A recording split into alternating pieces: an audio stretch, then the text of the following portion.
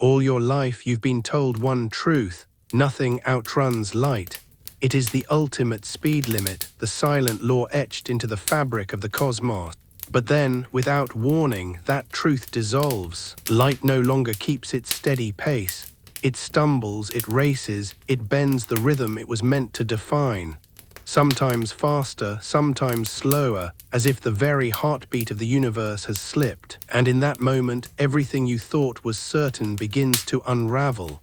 If the messenger of reality itself changes stride, what happens to time, to memory, to cause and effect? Would the universe still make sense, or would it become something unrecognizable, rewriting itself before your very eyes? It's tempting to think that if light were suddenly faster, things would simply look sharper, more instantaneous, or that if it slowed down, maybe sunsets would linger a little longer, maybe stars would take their time reaching us.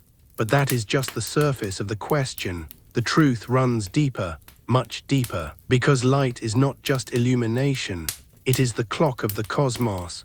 It sets the scale for what fast and slow even mean. It holds together the choreography of space and time, dictating what can happen and in what order. So when you allow yourself to imagine light breaking free of its limit, accelerating, decelerating, changing course, you are imagining more than a shift in brightness. You are imagining the foundations of reality trembling beneath your feet. Picture it, the stars overhead do not twinkle from the steady journey of photons anymore. Some of them rush to meet your eyes almost instantly, as if distance itself collapsed. Others lag behind, slowed by a new rhythm of nature so that constellations break apart, arriving to you at different tempos. The sky no longer tells a consistent story. It fractures. Now extend that thought further inward, closer to home, into your own body. Every signal your brain receives, every nerve impulse, every chemical interaction relies on the laws that light governs. If that rule changes, does your memory hold steady? Or does it flicker, rewriting itself with each heartbeat because the very speed of causality has shifted? It's disorienting, isn't it? You can feel the weight of it pressing against your intuition. A constant you never questioned suddenly loosened, and the entire structure of experience wobbles. And maybe that's the point of this question, not to solve it neatly, but to sit in the strangeness of it, to notice how fragile certainty really is. Let's go slower, let's breathe into the idea. The speed of light is about 299,792 kilometers per second. To say it aloud is to speak a number so vast it barely lands in your mind. Nearly 300,000 kilometers every second. That is distance folded into speed, a pace that dwarfs human scale. It is why the moon's light feels immediate, though it took more than a second to cross to us. It is why the sun's warmth is always a memory, reaching us only after 8 silent minutes of travel. Now imagine that number is no longer steady, that it wavers as if the universe were exhaling and inhaling, shifting the rules with each cosmic breath. If it grew faster, galaxies separated by millions of light years could speak to each other almost instantly. The night sky would redraw itself, not with patience but with urgency. You would look up and see a universe far more connected than before, light stitching it together in real time. If it slowed, the opposite, silence, delay, separation. The cosmos would grow lonelier, more fragmented, each star's voice muffled and late. Even your sun would retreat from immediacy, its light crawling toward you with unbearable slowness, leaving Earth in a strange half-dark, always waiting, never quite catching up. You can feel how unsettling this is. It's not just a change in numbers, it's a change in story. The story of the universe, of life, of perception itself. Because at its core, the speed of light is not merely about brightness or sight. It is about order. What happens first, what follows, what can never happen at the same time. Cause and effect itself is braided with this constant. So when you imagine light bending its own law, you are imagining reality unthreading. Time no longer flows in the way you know. Sequences falter. A cause does not necessarily lead to the same effect. Events may rearrange, overlap, or disconnect altogether. And in that chaos, you begin to glimpse something profound, that what you call reality is not inevitable. It is contingent. It rests on delicate balances you rarely notice until you ask a question like this. Let's linger here for a moment. Let's take this slowly. What would it feel like deep inside your own perception if light's rhythm shifted? Would your eyes adjust? Would your thoughts stretch or compress to keep pace with the new tempo of reality? Or would you become a stranger to yourself, unable to keep track of what happened when, lost in the drift of a time that no longer behaves? These are not questions with simple answers. They are invitations to imagine the fragility of the world you take for granted. And so, as you let this thought settle, you can sense the horizon of this journey stretching ahead. We have only just opened the door. The real exploration is yet to come. What we know, what we assume, what we trust about the speed of light, none of it is as unshakable as it seems. And in the parts to come, we'll step further into this strangeness, testing our intuitions, holding them up to the shifting light, and watching how reality itself begins to shimmer. That's where we leave this first step, with the unsettling idea that if the universe's fastest messenger changes stride, then time, memory, and reality itself might unravel. The question remains, if the constant is no longer constant, what comes next? If the constant is no longer constant, what comes next? You let that question echo for a moment. It's like standing at the edge of a cliff, looking down into fog. You can't see the bottom, you can't even tell if there is a bottom, but you know that stepping forward means leaving behind the certainty of solid ground. This is the strange beauty of asking, what if the speed of light changed? It isn't just an intellectual puzzle, it's a dismantling of the world you thought you knew. Because when you ask it carefully, patiently, you begin to realize how much of reality has been quietly built upon this single constant. You feel it holding everything together, like a thread running through every stitch of the universe's fabric. Pull the thread and the weave loosens. Consider time itself. Einstein taught us that time is elastic, that it stretches and contracts depending on how fast you move and how strong gravity pulls. But underneath those curves and distortions lies one steady measure, the speed of light. It is the ruler, the ultimate reference point. Every equation of relativity, every prediction of how clocks tick differently on Earth than on a satellite orbiting high above, each one is anchored by this constant. So imagine it isn't constant anymore. Suddenly, the ruler bends. What does 1 second even mean if the light that defines it no longer behaves? Your heartbeat, your breath, your aging, are they still tied to the same rhythm? Or do they float free, unmoored, like boats on a tide that no longer follows the moon? And what of memory? Memory is not just thought, it's a sequence, a chain. This happened, then that, then this. You live in the assurance that events line up neatly in time. But if time's foundation trembles, does memory scatter? Does it fracture, leaving you uncertain whether you just lived a moment or are about to live it? These are not exaggerations. They are consequences of loosening the most fundamental thread in the cosmic weave. Perhaps it helps to think in images. You've seen a movie projected on a screen, frame after frame at the same speed, giving the illusion of continuity. That steady rate is everything, too fast or too slow, and the story distorts, flickers, collapses into nonsense. The speed of light is the projector of reality. It ensures that every frame of existence plays in order, giving you the story of the universe as a coherent sequence. Now imagine someone tampering with the projector. Sometimes it speeds up, rushing through frames so quickly the images blur. Sometimes it slows, freezing a moment until it loses meaning. Sometimes it stutters, skipping entirely. That's what happens when light's pace shifts. The universe's story begins to fracture, not because matter vanishes, but because the rhythm of reality falters. But the question isn't only cosmic, it's also intimate. Think of your body for a moment. The electrical pulses in your nerves rely on electromagnetic signals, tiny local versions of light.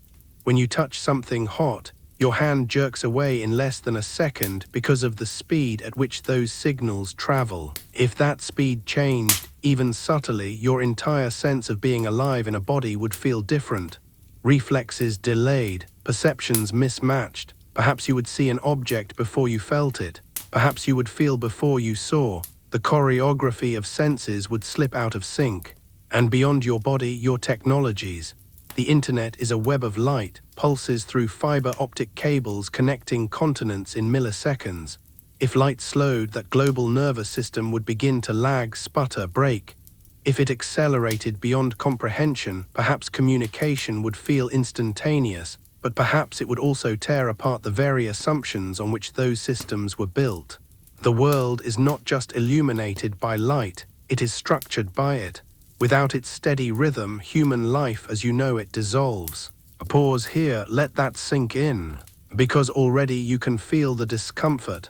A question that began as curiosity, what if light's speed changed, is starting to reveal its gravity. It isn't just about seeing stars differently. It's about the ground of your own existence.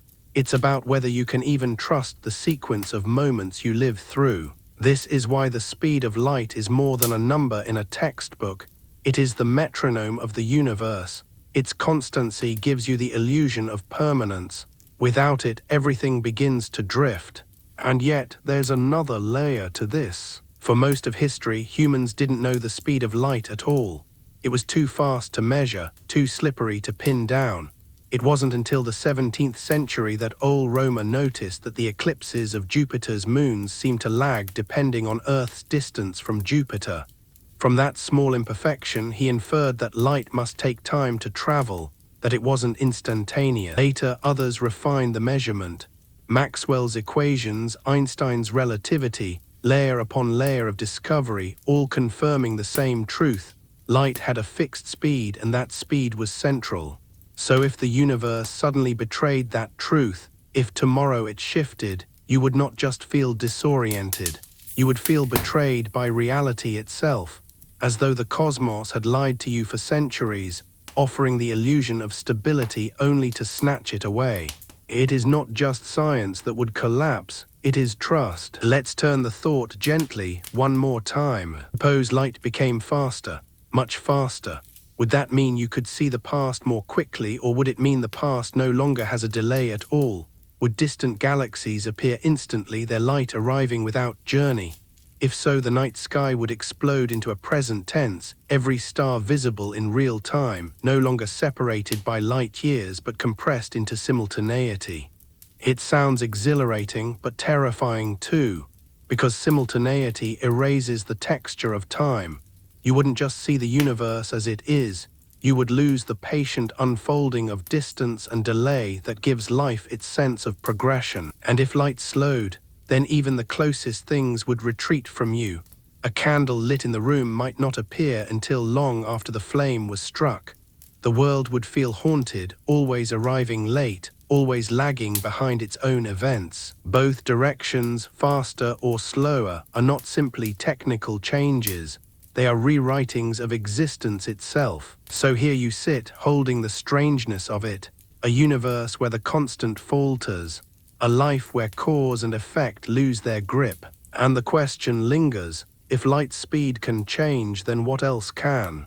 We are only at the beginning of this journey, and already the world feels less solid than it did before. You've been following the thread carefully. First, the thought itself, what if light speed could change? Then the realization, that thread runs through everything, your senses, your technologies, your memories, your very sense of order. Now the question begins to take on a different weight, because it isn't only about physics anymore, it's about meaning. What does it mean to live in a universe where the most trusted constant can falter? Think of constants for a moment. They are more than numbers, they are promises. Quiet ones, invisible ones, but promises all the same. Gravity promises that when you let go of an object, it will fall. Time promises that seconds will follow each other in order.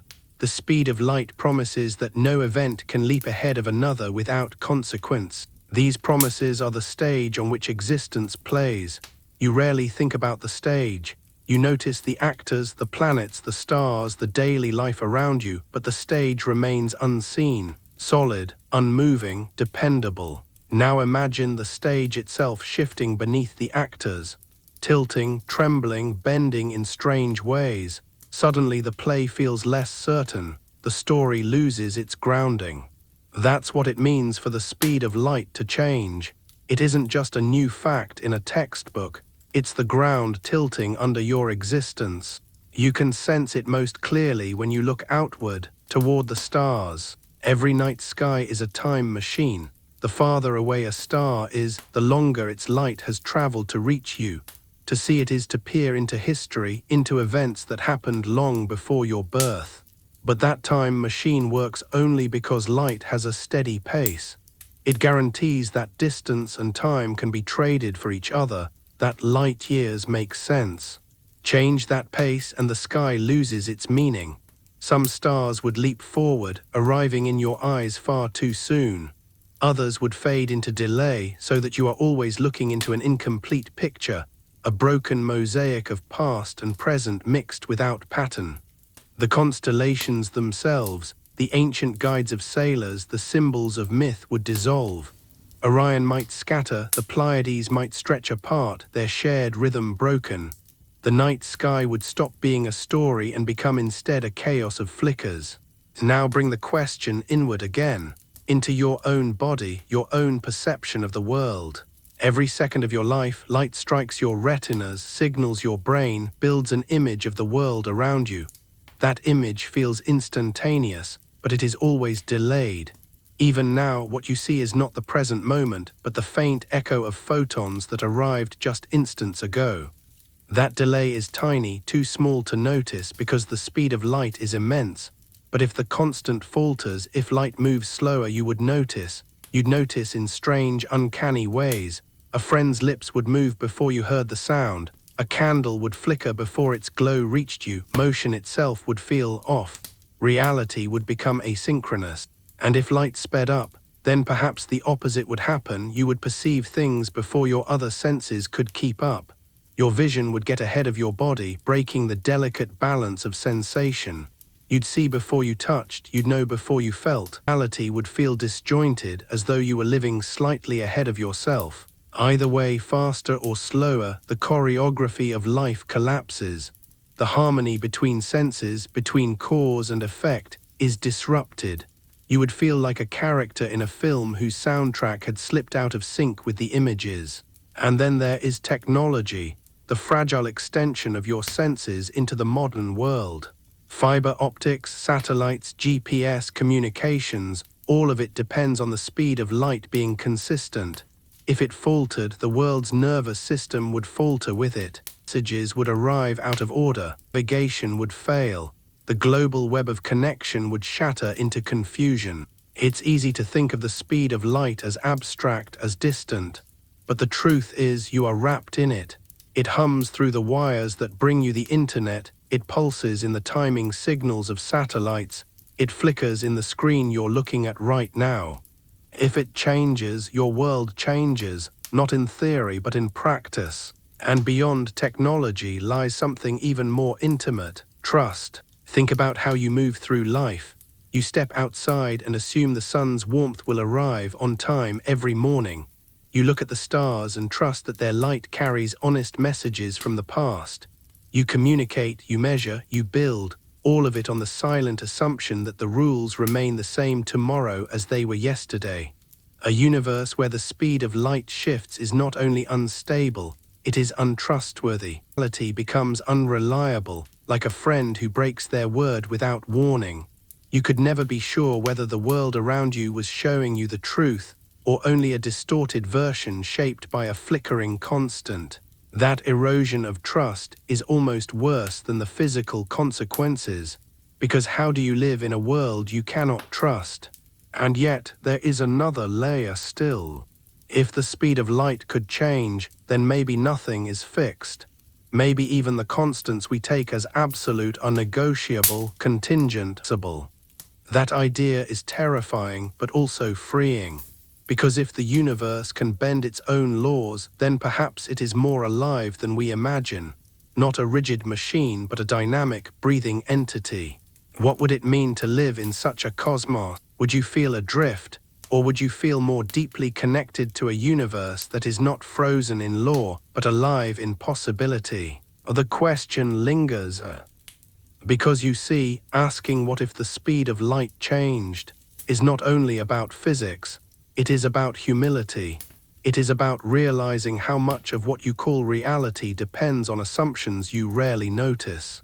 And once those assumptions crack open, you are left with awe at the fragility of existence, or at the strange precision of the universe as it is, or at the fact that in this moment right now the speed of light is constant, and that constancy is what allows you to ask this question at all.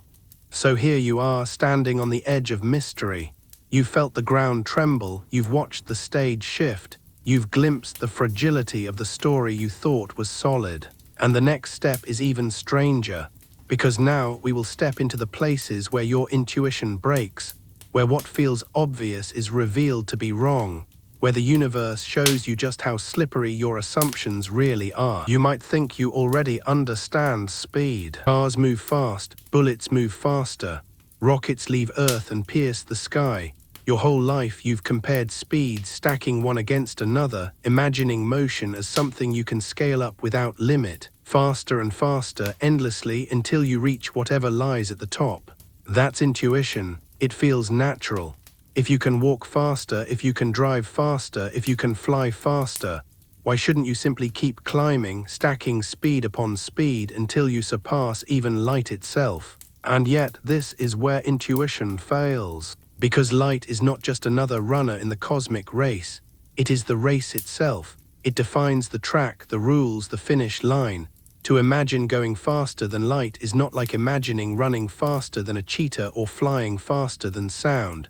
It is more like imagining a shadow outrunning the object that casts it. It doesn't simply break the rules, it breaks the very stage on which rules are written. This is the first fracture in your intuition, the first place where the mind pushes forward confidently, only to find the ground vanishes beneath its feet. Let's sit with this. You live in a world where speed is always relative.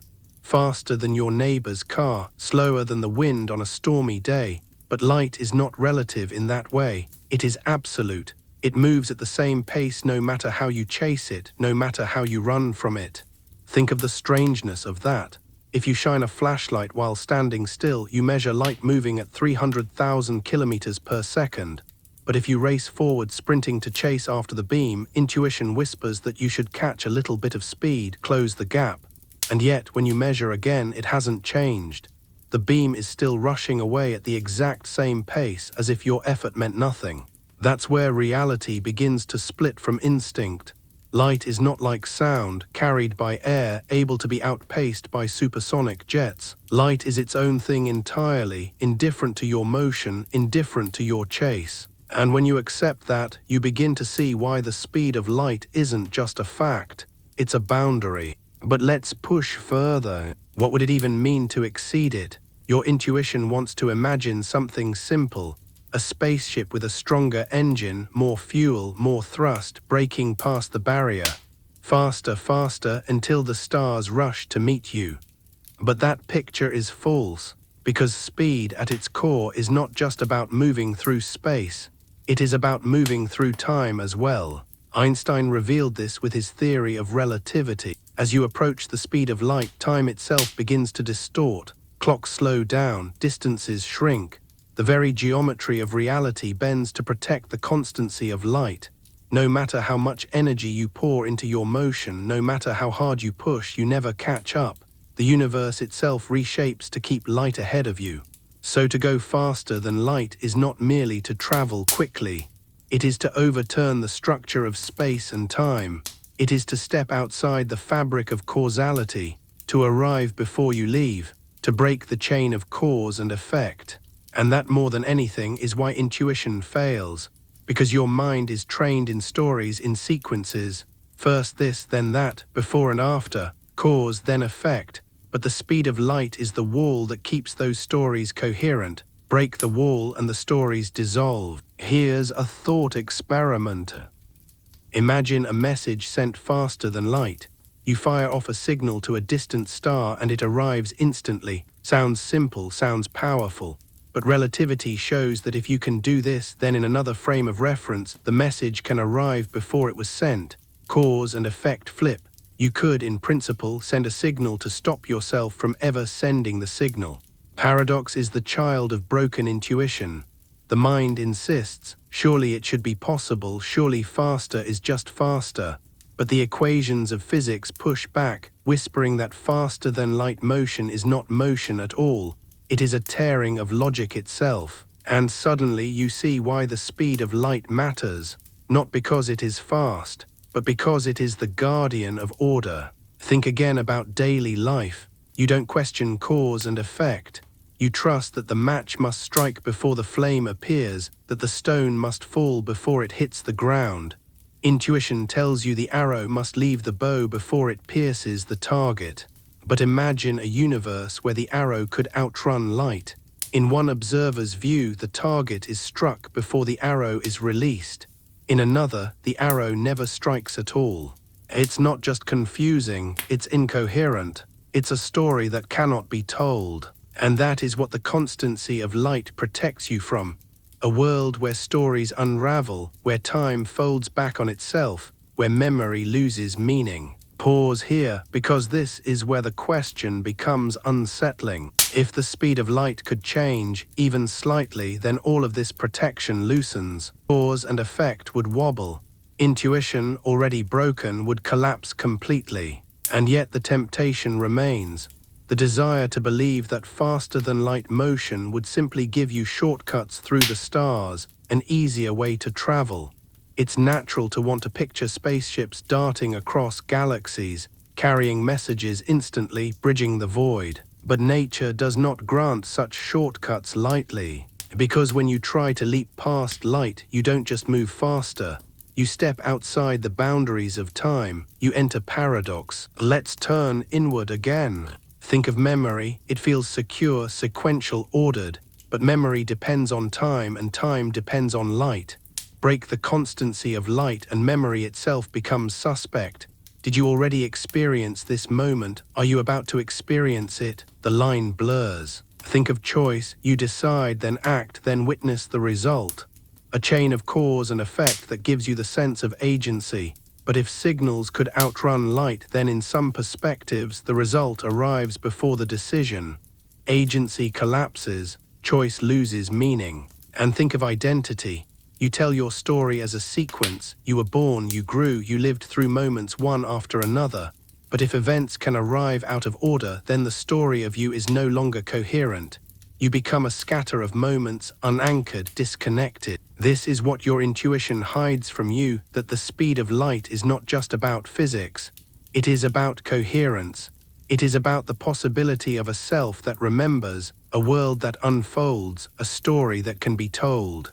So when you ask, what if the speed of light changed?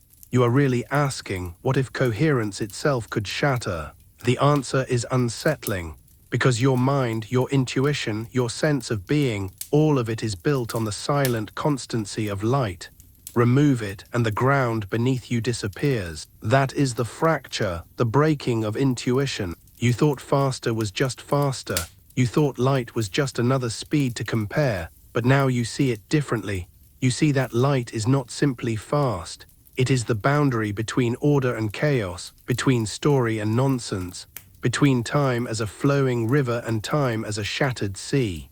And you feel the unease of it, the awe, the vertigo, the sense that you are standing at the very edge of comprehension, peering into a place where intuition cannot follow. You've begun to feel it already, this gap between what your intuition whispers and what reality demands. You've seen how tempting it is to believe that faster is just faster, that light is just another runner in the cosmic race.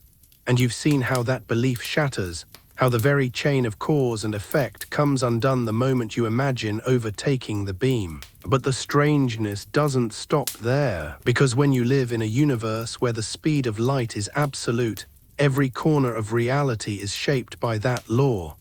And when you imagine breaking it, even hypothetically, you are imagining cracks that spread outward, touching everything you know. This is where intuition really begins to collapse. Think about simultaneity. It feels so obvious, doesn't it? Two things happen at the same time if you see them together. The lightning strikes the tree while thunder shakes the air.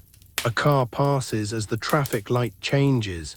You trust your senses, you trust the moment, you believe that simultaneity is something universal. But it is, not once the speed of light enters the picture. Einstein revealed this unsettling truth. Simultaneity depends on perspective. What looks at the same time to you might not to someone moving differently through space. Imagine two lightning bolts, one striking to your left and one to your right. From where you stand, they flash at the same moment, but to a person rushing past on a train, one flash arrives before the other. Which is true? Both? Neither? The universe refuses to give you a single answer. This alone already bends intuition. Time is not universal. The now you live in is not the now that someone else inhabits. The only thing that keeps the whole strange tangle consistent is the constancy of light. That steady pace, never bending, never yielding, ensures that even when nows disagree, causality remains intact. But if that pace were to change, the disagreement would spread, relatives would collide, now would become even less trustworthy. The illusion of simultaneity, already fragile, would collapse completely. And then, how would you live? Let's take it further. Think about causality itself. If light speed falters, signals no longer behave. Messages might arrive before they were sent. Events might ripple backward through time. It sounds absurd, but this is not exaggeration. It's the logic of relativity. Faster than light motion creates loops, contradictions, paradoxes. Here's a scenario. Imagine you send a message to a distant friend traveling faster than light. For you, it leaves at noon and arrives at 1 minute past noon.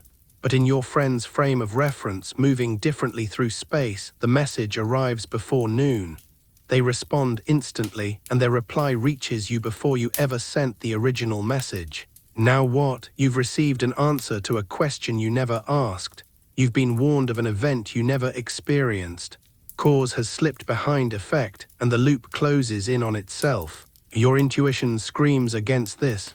It wants to protect the sequence.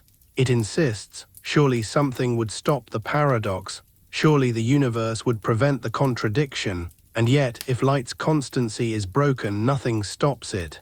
Pause here and feel the weight of that. Because what it means is that reality is not built to protect your common sense. It is built around deeper laws, invisible laws, and the constancy of light is one of them. It is the silent guardian that prevents paradox, that keeps the story from unraveling. Move it and the story collapses. But the collapse doesn't stop with time and causality. Think about space itself. When you imagine distances, you picture them as fixed. The space between two stars, two planets, two buildings. It feels like something solid, unchanging. But relativity shows that distances depend on light too. As you approach the speed of light, lengths contract, distances shrink in your direction of travel. To you, the road seems shorter. To someone watching, you seem compressed. Space itself bends to preserve the constancy of light. So what happens if that constancy shifts? Distances themselves might no longer hold. The universe's very scale could ripple, expanding or collapsing unpredictably. The meter, the kilometer, the light year, every unit of measure would dissolve into uncertainty. You would no longer be able to say how far anything really is. Even the ground beneath your feet would become questionable, its length dependent not on any fixed reality, but on a flickering, shifting constant. Now imagine your own perception trying to make sense of this. Your brain craves stability. It wants objects to stay the same size, distances to remain steady, time to flow forward. It stitches together the world from fragments of sensory data, creating a coherent picture. But if light speed faltered, those fragments would no longer line up. The stitching would fail. Your perception would break apart into overlapping, contradictory images. You would see something before you touched it, feel something before it appeared, remember something before it happened.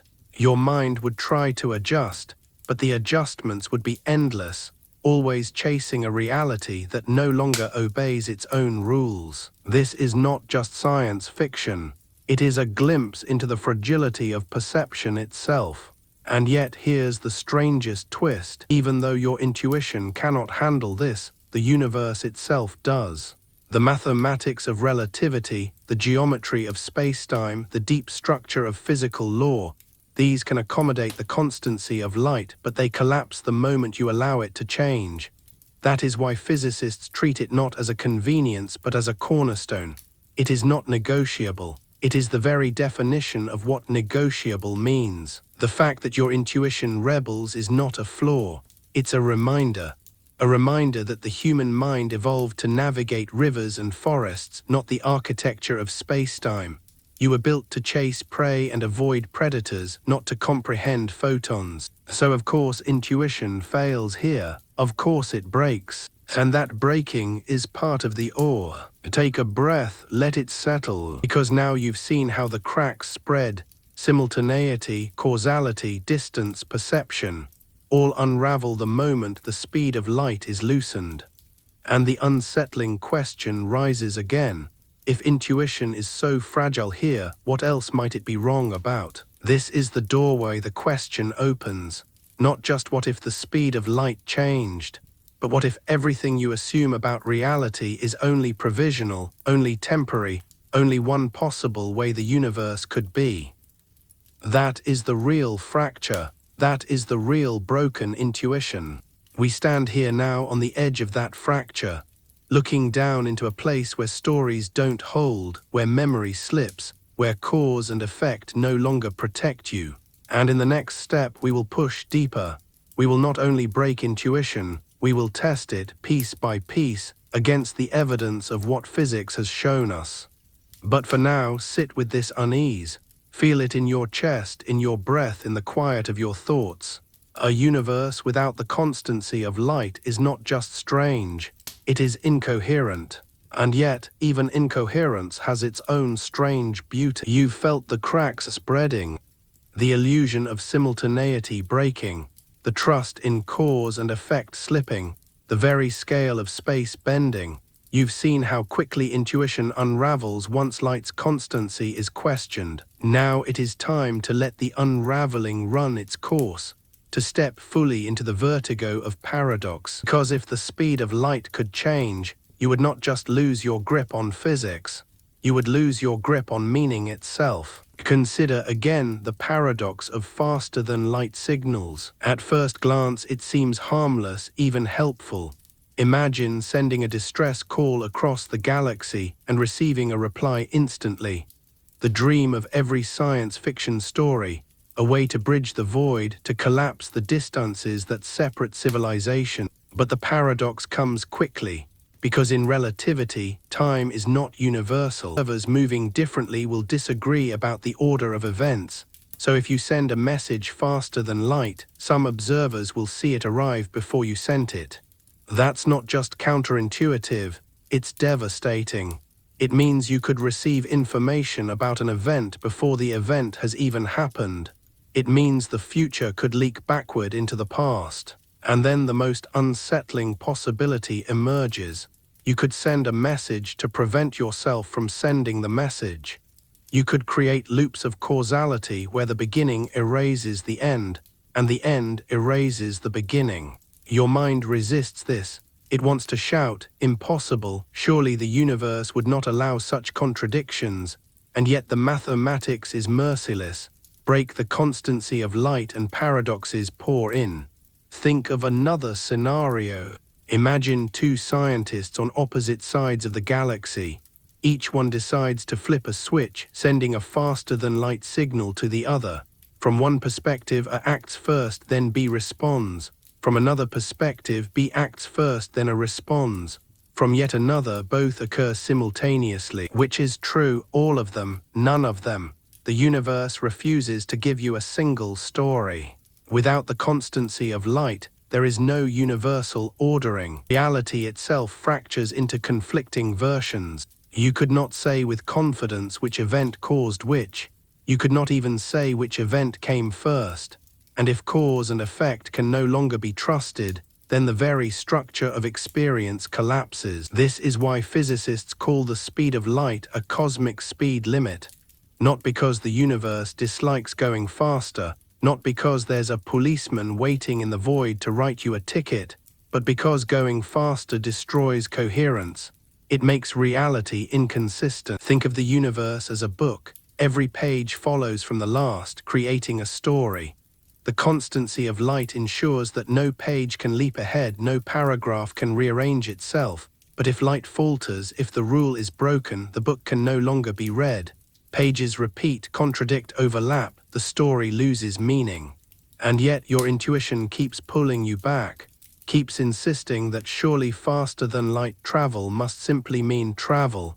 Quicker journeys, shorter waits, the dream of exploring galaxies. But the reality is harsher. Faster than light motion is not just travel, it is rewriting the book.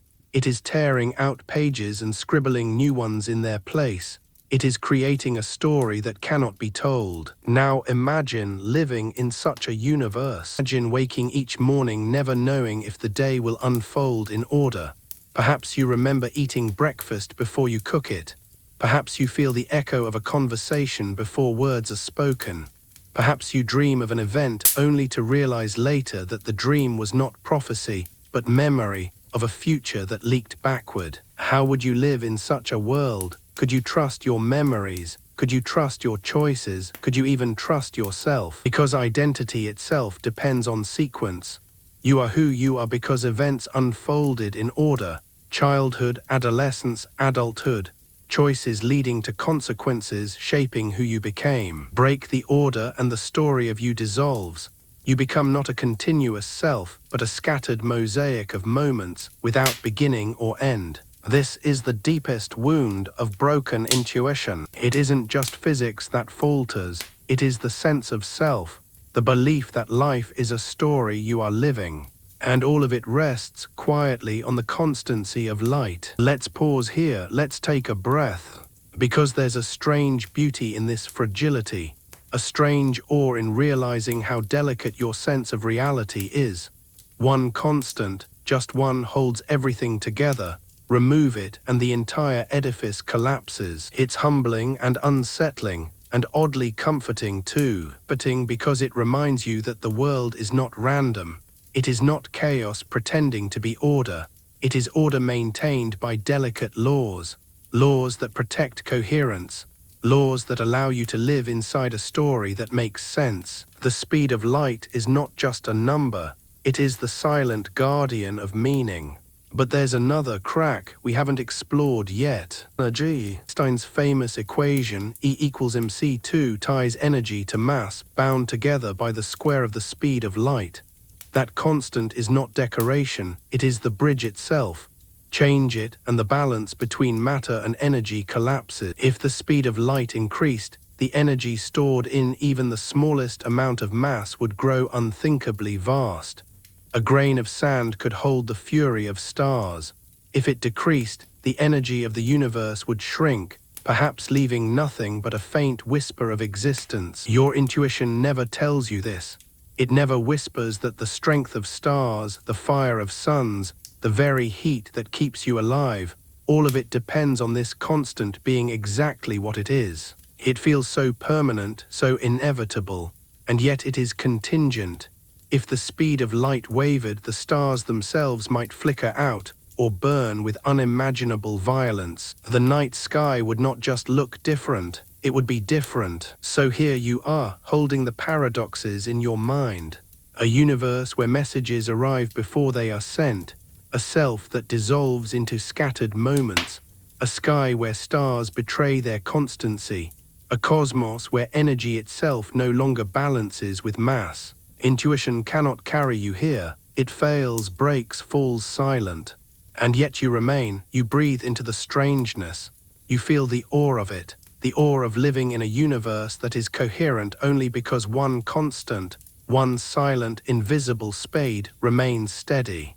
The question lingers still, what if it changed? This is the end of broken intuition. From here we must turn to evidence, to what we actually know, to the ways physicists have tested, measured, probed, and confirmed the constancy of light. But for tonight, for this part of the journey, let yourself linger at the edge of paradox. Let yourself sit in the strangeness of a universe that could so easily have been incoherent. And let the awe of that fragility carry you forward. You've wandered through paradox. You've felt intuition shatter. You've seen how fragile meaning itself becomes if the speed of light were to shift. And yet you might wonder, how do we know it doesn't shift? How do we know that this constant truly holds, that it is not secretly trembling beneath our feet? This is where evidence enters, because human beings are not content to sit with mystery.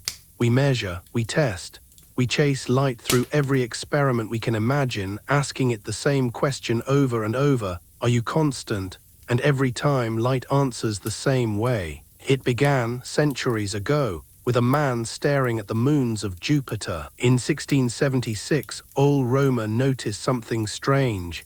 He was timing the eclipses of Io, one of Jupiter's moons, as it passed into the planet's shadow. Sometimes the eclipse seemed to arrive early, other times it lagged behind. At first glance, it could have been an error, a mistake in observation. But Roma noticed a pattern. The lag grew longer when Earth was moving away from Jupiter in its orbit, and shorter when Earth was moving toward it. From this, he drew a daring conclusion. Light must take time to travel. It was not instantaneous, as Aristotle once believed. The variations were not errors, they were the delays of light crossing vast cosmic distances. It was the first whisper of a new truth, that light has a speed and that speed is finite. Later, experiments grew sharper.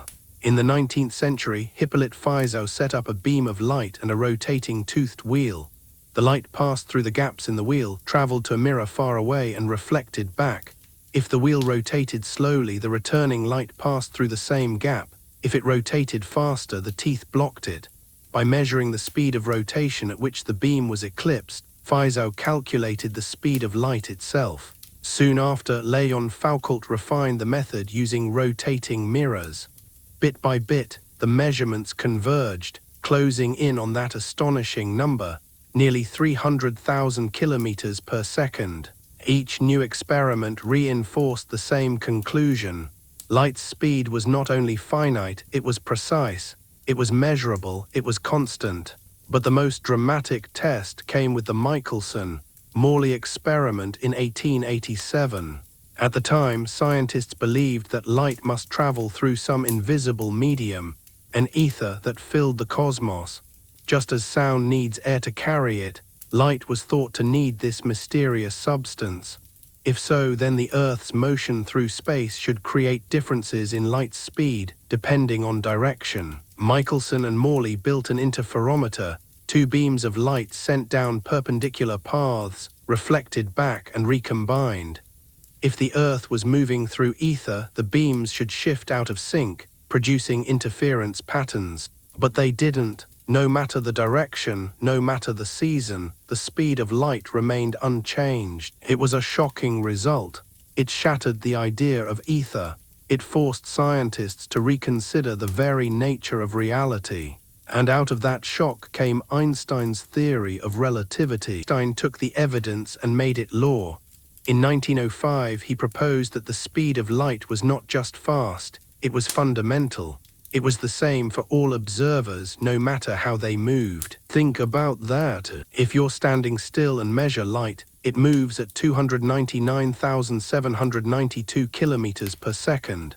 If you chase after it at half that speed and measure again, you'd expect it to appear slower, like a runner chasing another runner. But it doesn't. It still races away at the exact same speed. This feels impossible. Intuition rebels. And yet every experiment confirms it. The constancy of light means that time and space themselves must bend to protect it. Clocks tick slower, lengths contract, simultaneity shatters, all so that light can keep its promise unbroken. Evidence kept mounting. In 1971, the Hayfel-Keating experiment flew atomic clocks on airplanes around the world. When compared with clocks left on Earth, the airborne clocks showed measurable shifts in time, exactly as relativity predicted. Light's constancy demanded that time itself adjust. In 2002, physicists tested light across vast distances using signals from distant quasars. The results showed no variation in its speed. even across billions of years of cosmic history. And today, every time you use GPS, you rely on relativity. Satellites orbiting Earth tick at different rates than clocks on the ground. Their signals are corrected using Einstein's equations, which all hinge on the constancy of light. Without those corrections, your phone would drift kilometers off course within minutes. Every day, without noticing, you place your trust in that constant, and it never fails you. So when you ask what if the speed of light changed, the evidence answers firmly, it does not, it has not. Across centuries, across experiments, across the vast gulfs of the cosmos, light has kept its pace. And yet, the question remains worth asking, because evidence is not only about answers, it is about humility. It reminds you that your intuition is not enough, that the universe is stranger than you can imagine, that you must test, measure, and listen. The evidence does more than reassure. It unsettles. It forces you to see that the constancy of light is not a trivial fact, but the backbone of reality itself. Now pause, take a breath, because this is where awe deepens. You live in a universe where something as abstract as a speed defines everything. A number, a limit, a law shaping time, shaping space, shaping the possibility of memory and meaning. It is humbling to realize how fragile your world would be if that number wavered, and it is awe-inspiring to realize how firmly it holds. Every sunrise, every heartbeat, every glance at the night sky is built on the silent constancy of light. You don't notice it, you don't feel it, and yet it is always there, steady, unwavering, holding your story together.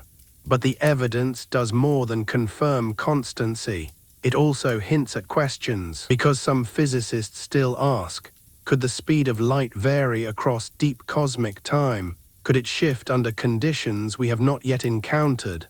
Could it be more flexible than we think? The evidence so far says no, but science is not about final answers. It is about open questions, and the question of whether a constant could ever bend remains alive. So now you stand here at the beginning of the evidence arc. You've seen how intuition collapses. You've seen how experiments rebuilt the ground, measurement by measurement, law by law. But the story isn't finished, because evidence doesn't just confirm, it also complicates. It raises new paradoxes, new mysteries, new directions for thought. And in the next steps, we will layer that evidence piece by piece, until you can see not just how we know light is constant, but why that constancy matters in ways deeper than you ever imagined. You've seen the first layers of evidence, the moons of Jupiter, the toothed wheel of Fizeau, the shattered ether of Michelson and Morley. You've seen how experiment after experiment converged on the same conclusion. Light does not bend to circumstance. It does not yield to intuition. It holds.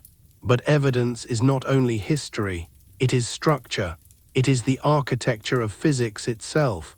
And to see how deeply light's constancy is woven into that structure, you must step carefully through the layers of law and theory that emerged from those experiments. This is the quiet scaffolding of the universe, the hidden framework that gives shape to everything you know.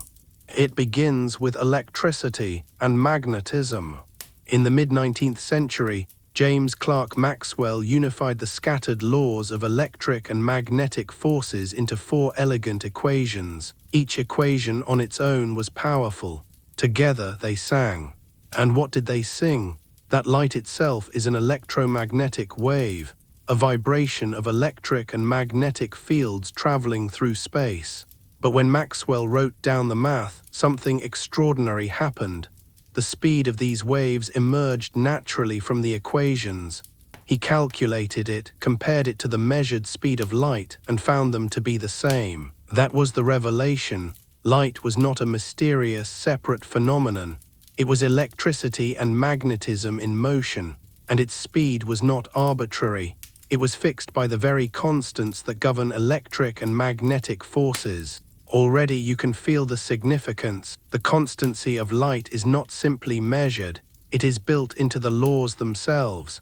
It is not a number chosen by nature, but a consequence of deeper relations, like a melody arising from the tuning of strings. Then Einstein took it further. He began with the Michelson, Morley puzzle, the absence of ether, the stubborn refusal of light's speed to vary.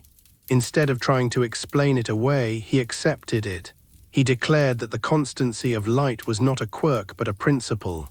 And from that principle, relativity unfolded. The logic is startlingly simple. If light speed is constant, then something else must give way. And what gives way is time and space themselves. Clocks tick slower when they move. Distances contract along the direction of motion. Simultaneity shatters into perspective. All of these are not accidents. They are the price reality pays to protect the constancy of light. You can almost feel the universe rearranging itself, bending and twisting, just to keep the promise. Then came general relativity, a decade later. Here Einstein extended the principle further. Gravity, he showed, is not a force pulling at a distance. It is the curvature of spacetime itself, and light, always traveling at its constant pace, traces the straightest possible paths through this curved geometry. The bending of starlight by the sun, observed during the 1919 eclipse, confirmed it. The photographs showed stars shifted from their true positions, their light bent by gravity. Again, light held constant, while the geometry around it curved. It's as though the universe keeps whispering, "I will bend space, I will bend time, but I will not bend the speed of light." But evidence is never content to rest. In the century since Einstein, countless tests have been devised, each one probing light's constancy in new and subtler ways. Radio waves bouncing between satellites and ground stations, pulses from millisecond pulsars timed with exquisite precision, lasers stretched across vacuum chambers, beams of gamma rays tracked from the edges of the cosmos. Every experiment says the same thing: light does not falter. Its speed is the same for you, for me, for galaxies billions of years away. Even when tested across extremes, fields stronger than anything on Earth, energies beyond particle colliders, distances stretching across the universe, the constancy holds. Pause here and let that sink in. Because this is no longer about a number, it is about trust. The constancy of light is so reliable that we use it as a definition. The meter itself is defined as the distance light travels in a fraction of a second. Time, space, length, all tied back to this constant. If you hold a ruler, if you glance at a clock, you are holding in your hands the consequences of light's steadiness. The universe is measured against it. Without it there is no measure. Without it there is no scale. Without it there is no coherent way to describe reality at all. And yet, even with all this evidence, the human mind hesitates. It still wants to ask, what if? What if, under conditions we have not yet seen, the constant wavered? What if, in the first moments of the universe, light's speed was different? There are cosmologists who have played with that question, weaving models where the speed of light may have been higher in the earliest moments, smoothing the birth of the cosmos. These ideas remain speculative, controversial, unproven, but they remind us that science is not a closed book. It is a living conversation, and the constancy of light, though confirmed over and over, remains part of that conversation, a principle so central that to doubt it feels almost heretical, and yet science thrives on such heresies. Think of the awe of that. You live in a universe where light's constancy has been tested across centuries, across continents, across cosmic distances, and it has never failed. And still, some part of the scientific mind dares to wonder, could it, under some deeper law, shift? It's like watching a mountain rise immovable before you, and then imagining, what if the mountain itself could walk? The evidence says no, but the imagination whispers yes. This is the balance, evidence and awe. Evidence grounds you. It reassures you that the universe is coherent, that the constancy of light protects the story. Or unsettles you. It reminds you that every law you trust is a question that was once fragile, uncertain, unproven. And tonight, as you rest in this story, you hold both. The evidence of constancy, the awe of fragility. So far, we have seen how the constancy of light is built into the laws of electricity, magnetism, relativity, how it has been measured with increasing precision. how it has stood firm against every test we have devised. But we are not finished. The evidence stack is higher still. It reaches into quantum mechanics, into cosmology, into the very question of why there is a universe at all. And in the next step, we will climb further into that stack to see how light's constancy weaves through the deepest mysteries of existence. The deeper you look, the clearer it becomes. The constancy of light is not just a feature of physics, it is the spine of the universe. It runs through the laws of electromagnetism, through relativity, through the geometry of space-time. And if you peer still deeper, it runs into the mysteries of the quantum world, the expansion of the cosmos, even the very possibility of life. This is what the evidence shows you, that light's speed is not decoration, it is structure. Let us begin with quantum mechanics. At first glance, quantum theory seems to live in a different world than relativity. One deals in uncertainty, in probability clouds, in particles that flicker between states. The other deals in geometry, in the bending of space-time, in the steady constancy of light. And yet the two are entangled, because even in the quantum world, the speed of light sets the boundary. Quantum field theory, the framework that underpins particle physics, insists that no information can travel faster than light. Particles may pop in and out of existence, virtual particles may dance in the vacuum, but signals, real causal influences, are bound by that same constant. Think of entanglement. Two particles once linked can show correlations across vast distances. Measure one and the other reflects its state instantly, as if they share a hidden thread. To intuition, this feels faster than light, as though information has leapt across the void. But evidence is careful. The correlations are real, but they cannot transmit usable information faster than light. The boundary remains. Relativity is not broken, even in the strangest corners of quantum theory. It is as if the universe allows mystery but not chaos, action but not contradiction. The constancy of light holds the line. Now lift your gaze outward, from the quantum to the cosmic. Cosmology, the study of the universe as a whole, is built on light. The cosmic microwave background, the faint afterglow of the Big Bang, is light stretched thin by billions of years of expansion. By studying its ripples, scientists have mapped the early universe with astonishing precision, and those maps all assume the constancy of light.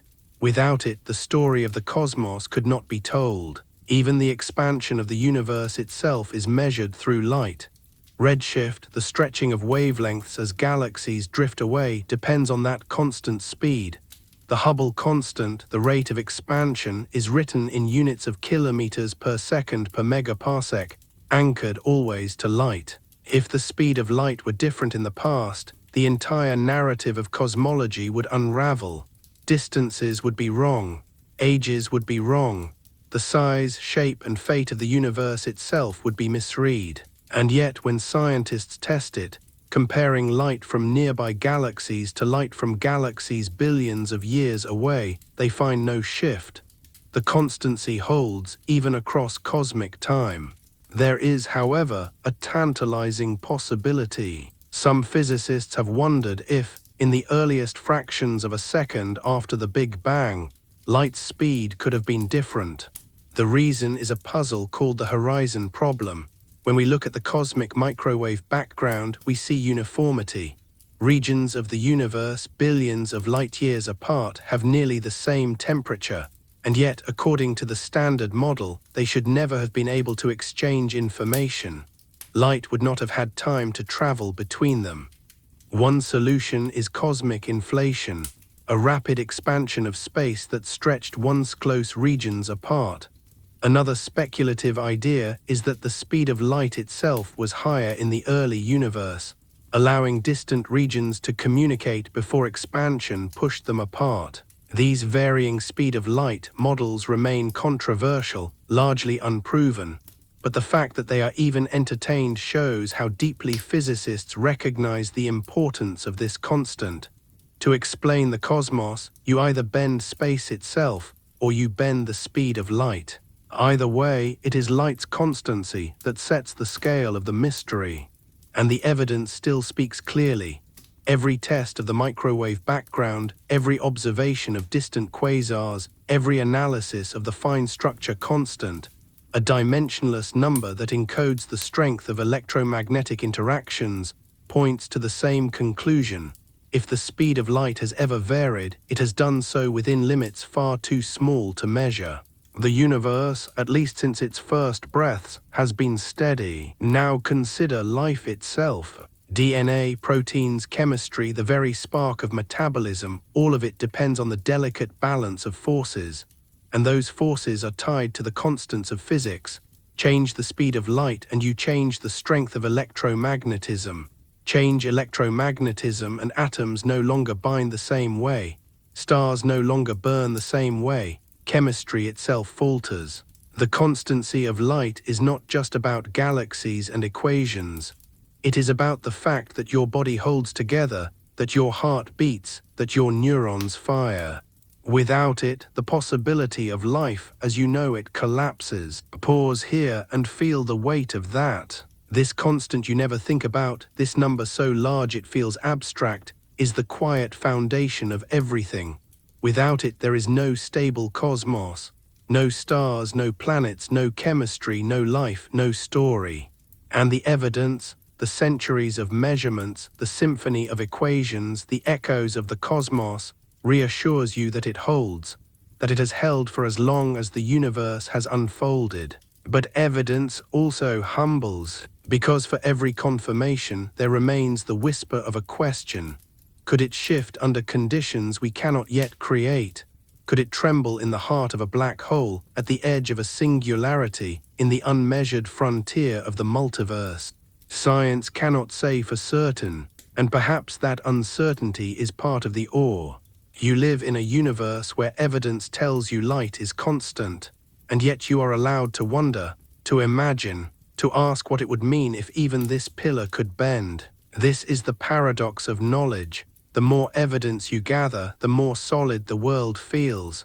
And yet, the more deeply you look, the more you see the fragility of your assumptions. The constancy of light is perhaps the most measured, most confirmed constant in all of physics. And still, it remains a mystery, not because we doubt its steadiness, but because we cannot fully explain why it must be so. Why this number? Why this law? Why this universe? Evidence answers how. It leaves the why open. And so the evidence stack grows. From Jupiter's moons to quantum entanglement, from rotating mirrors to cosmic microwave ripples, from Maxwell to Einstein to the modern day. Each layer reinforces the same truth. Light holds steady. And yet each layer also deepens the awe. Why should it be so steady at all? This is where we leave this step of the journey, with the evidence in your hands, with the awe in your chest. Because in the next part, we will climb still higher into the evidence stack. We will see how the constancy of light anchors not just physics as we know it, but the very possibility of a coherent universe. And from there, the story will tilt again, toward counter cases, toward challenges, toward the unsettling possibility that even evidence might not be the last word. But for now, let yourself rest in the reassurance. The light that touches your eyes tonight is moving at the same pace it always has. Across centuries, across galaxies, across the depths of time, it has not faltered. And that constancy is the reason you can wonder at all. You've followed the trail of evidence across centuries. From Romer's moons to Fizeau's wheel, from Michelson's mirrors to Einstein's equations. You've seen how every test, every observation, every fragment of data points to the same conclusion. Light holds steady. And now at the top of this evidence stack, it's time to look outward and downward at once. Outward to the vast reach of cosmology, downward to the deepest roots of physics. And in both directions you will find the same constant, the same rhythm, the same silent law. The constancy of light is not just observed, it is necessary. Begin with the foundations of measurement itself. We define distance in terms of light. We define time in terms of light. The very units you use, meters, seconds, are tied to this constant. 1 meter is defined as the distance light travels in a fraction of a second. 1 second is defined in relation to atomic vibrations, which themselves depend on electromagnetic interactions, governed by the speed of light. This is not a coincidence. It is a declaration. The constancy of light is so reliable that we have made it the ruler itself. If it wavered, our entire system of measurement would unravel. Rulers would stretch or shrink. Clocks would tick faster or slower, not because time or distance changed, but because the constant that defines them shifted. And if the foundation of measurement collapses, so does meaning. You could no longer say how long, how far, how fast. The scaffolding of knowledge itself would falter. That's the first layer of necessity. The constancy of light is not just something we measure against the world. It is the reason we can measure the world at all. Now go deeper. Look at the fundamental constants of physics, numbers that seem plucked from nowhere yet shape everything. The strength of gravity, the charge of the electron, the Planck constant, the speed of light. Among these, light's speed plays a special role. It appears everywhere, woven into equations that describe the fabric of reality. It is not only a maximum speed, it is the bridge between space and time, the link between energy and mass, the scale that defines the structure of the universe. Take Einstein's famous equation, E equals mc2. Energy equals mass multiplied by the square of the speed of light. That C2 is not decoration. It is the factor that converts matter into energy, the reason stars shine, the reason nuclear reactions burn. Change it and the balance shifts. If light speed were greater, the energy bound in even the smallest particle would be staggering, stars exploding into violence. If it were less, the universe would dim, matter sluggish, unable to release the energy needed to build complex structures. The constancy of light is not just a fact. It is the delicate tuning that makes stars, planets, chemistry, and life possible. Now turn outward to the cosmos itself. The age of the universe is written in light. We know the cosmos is about 13.8 billion years old because we trace back the expansion of galaxies, measured through redshift, calibrated against the cosmic microwave background, all of it anchored to the constancy of light. If that speed had varied, even slightly, our readings of the past would warp. The universe might be older or younger or stranger than we believe. The timeline of cosmic history would dissolve, and yet across billions of years, the constancy holds. Light from ancient quasars, traveling since the early universe, arrives at Earth at the same pace as the light from nearby stars. The cosmos itself is a laboratory, and its message is clear. The speed of light has not faltered. But the evidence does not stop at confirmation. It shows interdependence, because light's constancy is not alone. It is tied to other constants, to structures so delicate that even the smallest shift would unravel existence. Take the fine structure constant, often denoted by the Greek letter alpha. It measures the strength of electromagnetic interactions, combining the charge of the electron, Planck's constant, and the speed of light. Alpha is dimensionless, a pure number about 1/136, and yet if it were even slightly different, atoms would not hold together, chemistry would collapse, stars could not burn, life would never form. The fact that alpha exists at all, that it takes the value it does, is inseparable from the constancy of light. The universe, it seems, is tuned, and light's speed is one of its deepest notes. Pause and breathe into that thought, because here at the top of the evidence stack, you see more than proof. You see necessity, you see fragility, you see the strange balance of a universe where one number, the pace of light, makes coherence possible. And you feel awe at the precision, awe at the improbability, awe at the fact that in all your life you have never once seen this constant fail. And yet, awe always carries its shadow, because the very strength of the evidence invites the question, what if? What if, despite everything, light's speed is not truly constant? What if, in some corner of the cosmos, under some unimaginable condition, it wavers? We have not seen it, but we cannot rule it out entirely. And that possibility, the possibility that the most trusted of laws could tremble, leads us into the counter case. Imagine the evidence tipping. Imagine an experiment one day returning a different answer, a signal from a distant galaxy arriving just slightly ahead of where it should, a measurement of the fine structure constant shifting by a fraction. What then? Would we cling to the old laws, or would we accept that the constant we trusted was not constant after all? The thought is unsettling, but it is also honest, because science is not built on faith. It is built on openness, on the willingness to accept even the most unsettling evidence. And so, though the constancy of light is perhaps the most confirmed principle in all of physics, the door to doubt remains ajar. That door is where we must walk next. Here at the end of the evidence stack, you stand on a high ledge. Beneath you, centuries of measurement, theory, and proof hold you steady. Above you, the open sky of doubt waits. The constancy of light has been tested across the smallest scales and the largest. It defines the structure of matter, the unfolding of time, the age of the universe, the possibility of life. And yet, in the spirit of science, you must ask, could it be otherwise? This is where the journey turns, from the certainty of evidence to the unease of counter case, from reassurance to possibility, from what we know to what we cannot rule out. The next step is not comfortable, but it is necessary, because to wonder what if the speed of light changed is to wonder not only at the stability of reality, but at the cracks that might one day appear in its foundation. And so, in the next part, we will step through that door. You've climbed the stack of evidence, felt its weight, rested in its reassurance. You've seen how every measurement, every equation, every cosmic echo insists the speed of light is constant.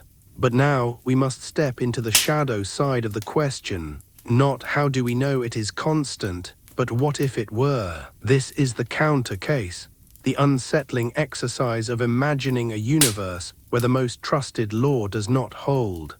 Start with the simplest shift. Imagine light is slower, not by much, perhaps 10 times slower.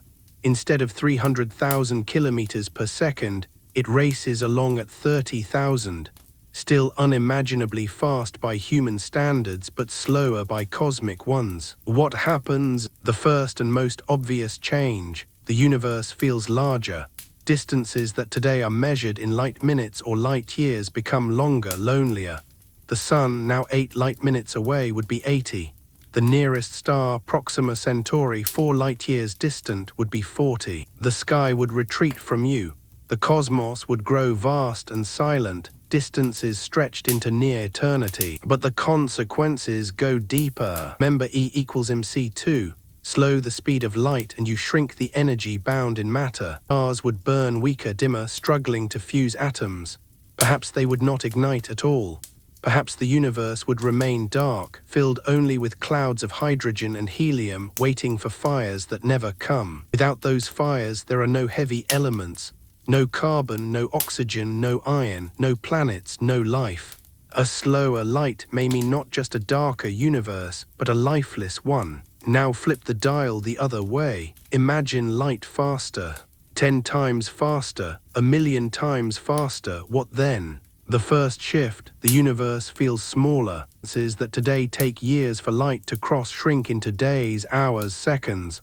The cosmos is stitched tighter, its farthest edges drawn closer. At first, it feels like a dream. Communication becomes effortless, travel feels more possible, the loneliness of space dissolves. But again, E equals mc2. Faster light means mass converts into energy with unimaginable ferocity.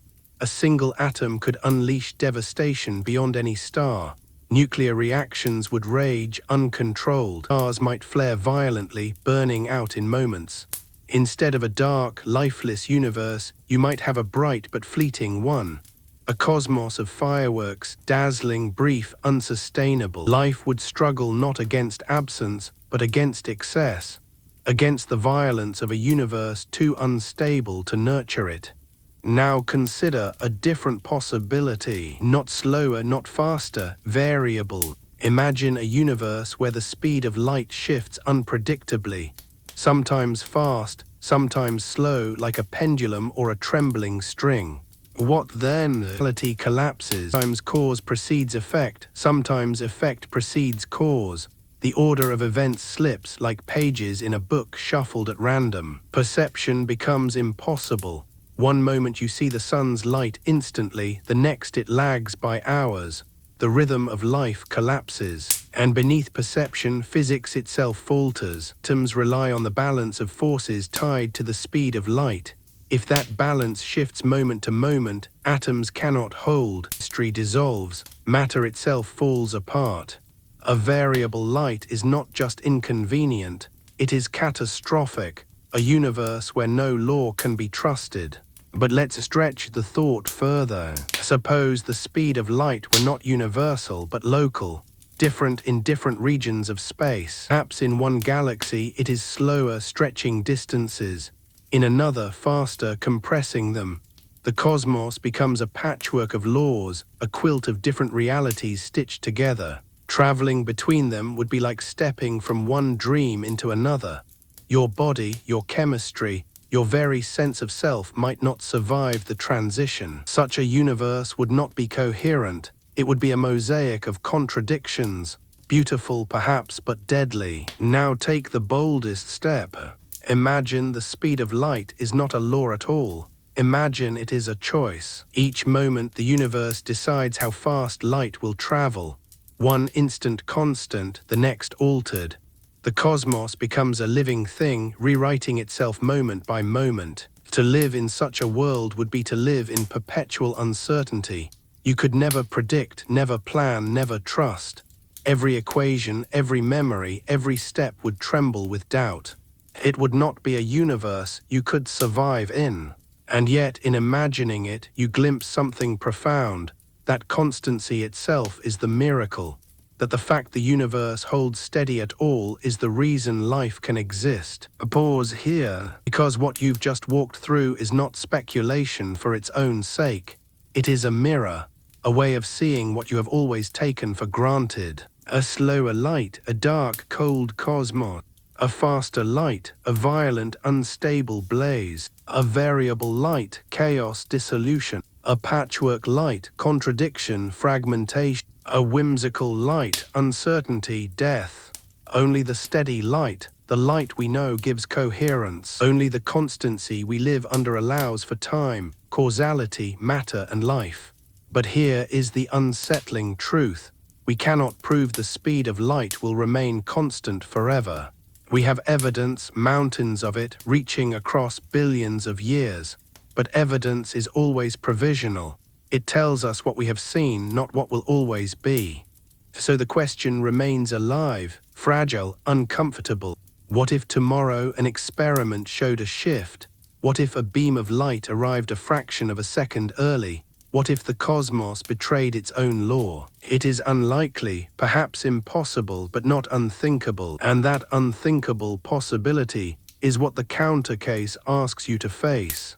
This is not about fear, it is about humility. Because to ask, what if the speed of light changed, is to admit that even the most trusted truths are conditional, that the universe, vast and mysterious, owes us no guarantees. It is a reminder that certainty is an illusion, that permanence is a story we tell ourselves, that stability is a gift we do not control. And perhaps that reminder is what gives the constancy of light its beauty.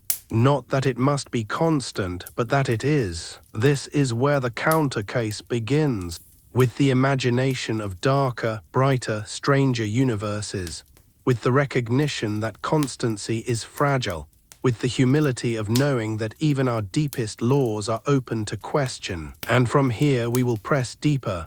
We will explore not just the consequences of change, but the cracks in our own theories, the places where physics itself hints at limits, uncertainties, addiction. But for now, let yourself rest with the unsettling thought. The universe, as you know, it exists only because one constant holds steady. And if it ever faltered, Everything you understand would dissolve. You've imagined the physics of a changing speed of light, slower, faster, variable, unstable. But what if you go further?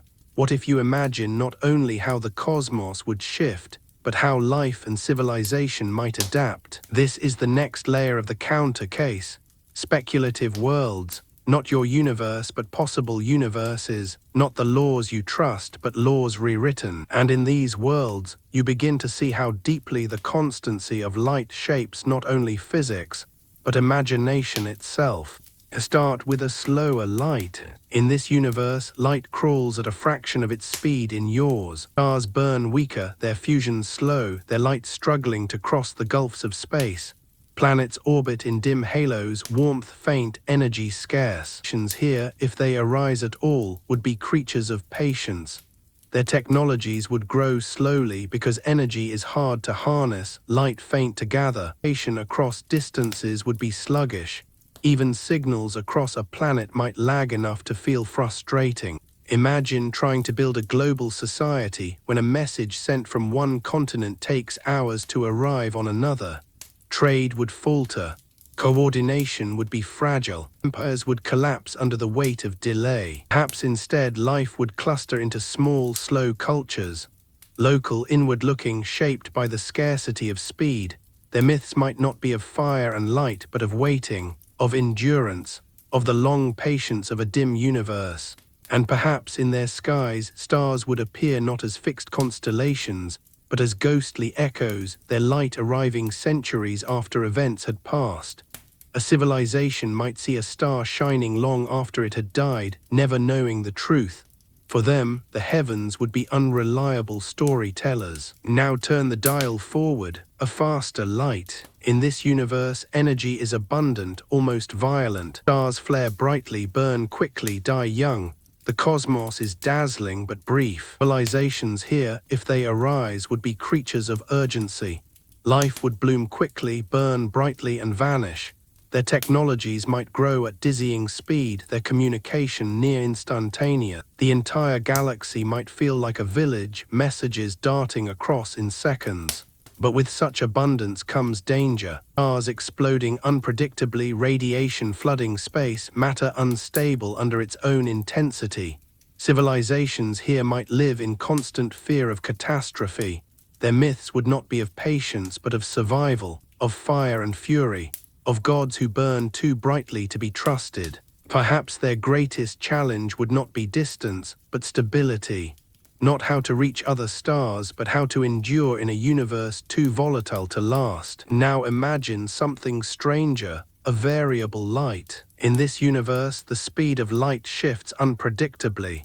1 year fast, 1 year slow, or even changing moment to moment. Civilizations here would live in chaos, unreliable, signals distorted, clocks meaningless. Technology as you know it could never take hold. How do you build computers when the very medium of information flickers? How do you measure anything when rulers and clocks cannot be trusted? Perhaps life would adapt not by mastering physics, but by surrendering to it. Creatures evolved to sense the fluctuations, to bend with them, to flow in rhythms incomprehensible to you. Their perception of time might be fluid, their memories elastic, their identities shifting like waves. To them, the idea of a constant would be myth, a strange fantasy. They would laugh at your craving for permanence. For them, reality itself would be flux, and survival would mean not resisting change but dissolving into it. Push the imagination further still. A patchwork cosmos where the speed of light varies by region.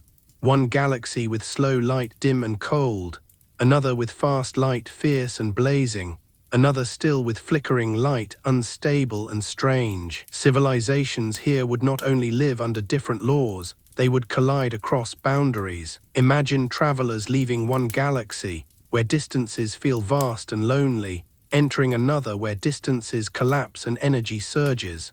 Their bodies, their machines, their very thoughts might fail to adapt. Wars could erupt not over territory, but over physics. Conflicts between beings who live under different laws of causality, unable even to agree on what before and after mean. Trade between galaxies might be impossible, dialogue incoherent.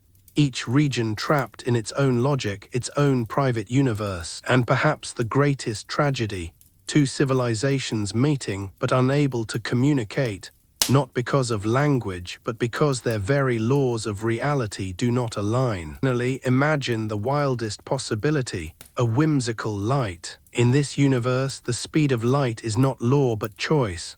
Perhaps it is chosen by some deeper intelligence, or perhaps it fluctuates randomly, like dice rolled at each moment. Civilizations here would live in madness. No experiment could be trusted, no theory held, no memory secure. Every law provisional, every story provisional. And yet perhaps life would still arise. Creatures who thrive not on order but on improvisation. Societies built not on planning but on perpetual adaptation. Their myths would not be of laws but of change. Their gods not constant but capricious. And perhaps if they looked at your universe, steady, ordered, constant, they would envy you. They would see your trust in permanence as a miracle. They would see your physics as a paradise. Pause here and feel the weight of these imagined worlds. A slower light, patience, scarcity, silence. Faster light, urgency, abundance, instability. Variable light, chaos, flux, surrender. A patchwork light, fragmentation, conflict, incoherence. Whimsical light, madness, improvisation, envy. And your world, a steady light, constant, ordered. A fragile miracle you rarely notice. This is the gift of the counter case, not to predict what is real, but to remind you what is precious, to show you that the constancy of light is not inevitable, it is extraordinary. Because when you imagine other worlds, you see your own more clearly.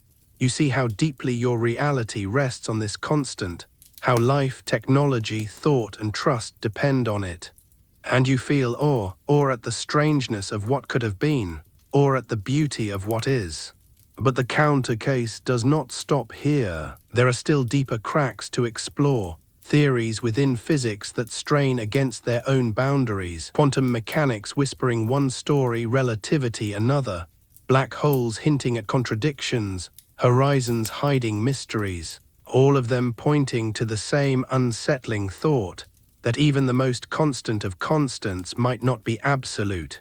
And in the next part we will turn to those cracks, not speculative worlds of imagination but real tensions within our science, the places where constancy itself is questioned, not in fiction but in theory.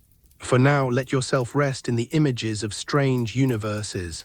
Let them flicker in your mind like dreams, slow and dark, fast and violent, variable and strange. And hold the quiet miracle of your own world, where light's speed has never faltered. You've imagined slower lights and faster lights, patchwork universes and whimsical ones. You felt the strangeness of what could have been, but now it is time to turn back to your own universe, to the cracks within it. Because even here, even under the reassuring evidence, there are places where constancy trembles. Places where the deepest laws of physics press against one another, each insisting on its truth, yet refusing to fit. And at the center of those tensions lies the speed of light. Start with relativity. Einstein's theory insists the speed of light is absolute. It is the same for every observer, the same in every frame, the guardian of causality. Space and time bend, clocks tick slower, rulers shrink, but light's pace does not falter. Then turn to quantum mechanics. Here the rules are different. Particles flicker between states, probabilities smear across possibilities, uncertainty is built into the fabric of being. Quantum theory has its own constants, Planck's constant, the charge of the electron, and it often seems indifferent to relativity's demand for light's constancy. Bring the two together, and the trouble begins. Quantum field theory does honor relativity in many ways. It insists that no signal, no usable information travels faster than light. But at the edges, at the Planck scale, in the froth of spacetime itself, things grow murky. Imagine spacetime not as smooth, but as foamy. Tiny fluctuations, quantum jitters, warping the geometry at scales too small to see.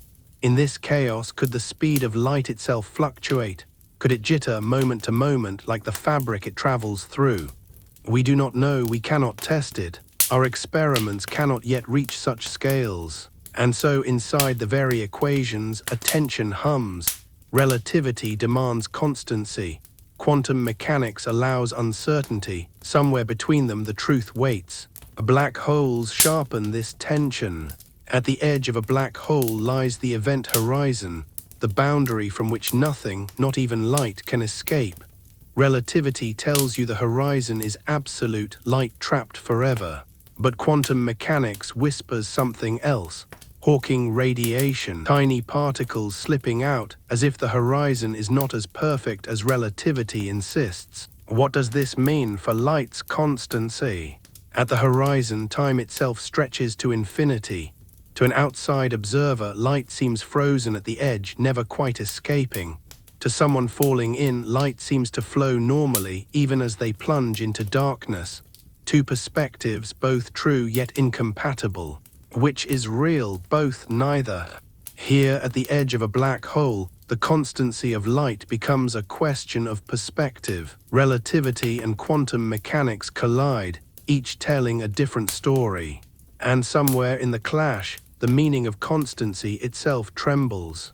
The cracks widen in the early universe. Go back to the first moments after the Big Bang.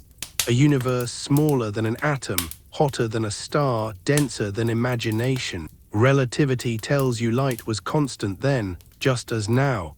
Quantum mechanics insists the fabric of spacetime itself was uncertain, fluctuating. Could the speed of light have been different in those first instants? Some cosmologists think so, not as a fantasy but as a way to solve puzzles. The horizon problem, the flatness problem, the uniformity of the cosmic microwave background. If light were faster then, perhaps the early universe could have smoothed itself more easily, ironing out differences before expanding. If slower, perhaps it could have unfolded in new ways. These are not proven theories, they remain speculative, but the fact that they are entertained shows that even within science, the constancy of light is not beyond question. And then there are horizons of a different kind. In an expanding universe, there are regions from which light will never reach you. Galaxies racing away faster than light, not by breaking relativity, but by the stretching of space itself. Here, light's constancy collides with the expansion of the cosmos. Locally, light remains steady. Globally, horizons form, boundaries beyond which you cannot see. It is a reminder, even when constant, light has limits. The search for quantum gravity, the dream of uniting relativity and quantum mechanics, makes the tension sharper still. Some theories, like loop quantum gravity, suggest spacetime itself is quantized, made of tiny loops or grains. If so, then perhaps light's speed could depend on its wavelength, shifting slightly at the highest energies. Other theories, like string theory, embed the speed of light in higher dimensions, hinting that it might not be fundamental at all, but emergent from deeper laws. So far, experiments show no such variation. Gamma rays from distant bursts arrive without delay, their speeds indistinguishable. But the possibility remains, whispering from the edges of theory, that light's constancy may not be absolute. A pause here, because you can feel the unease growing. In the evidence stack, everything felt solid.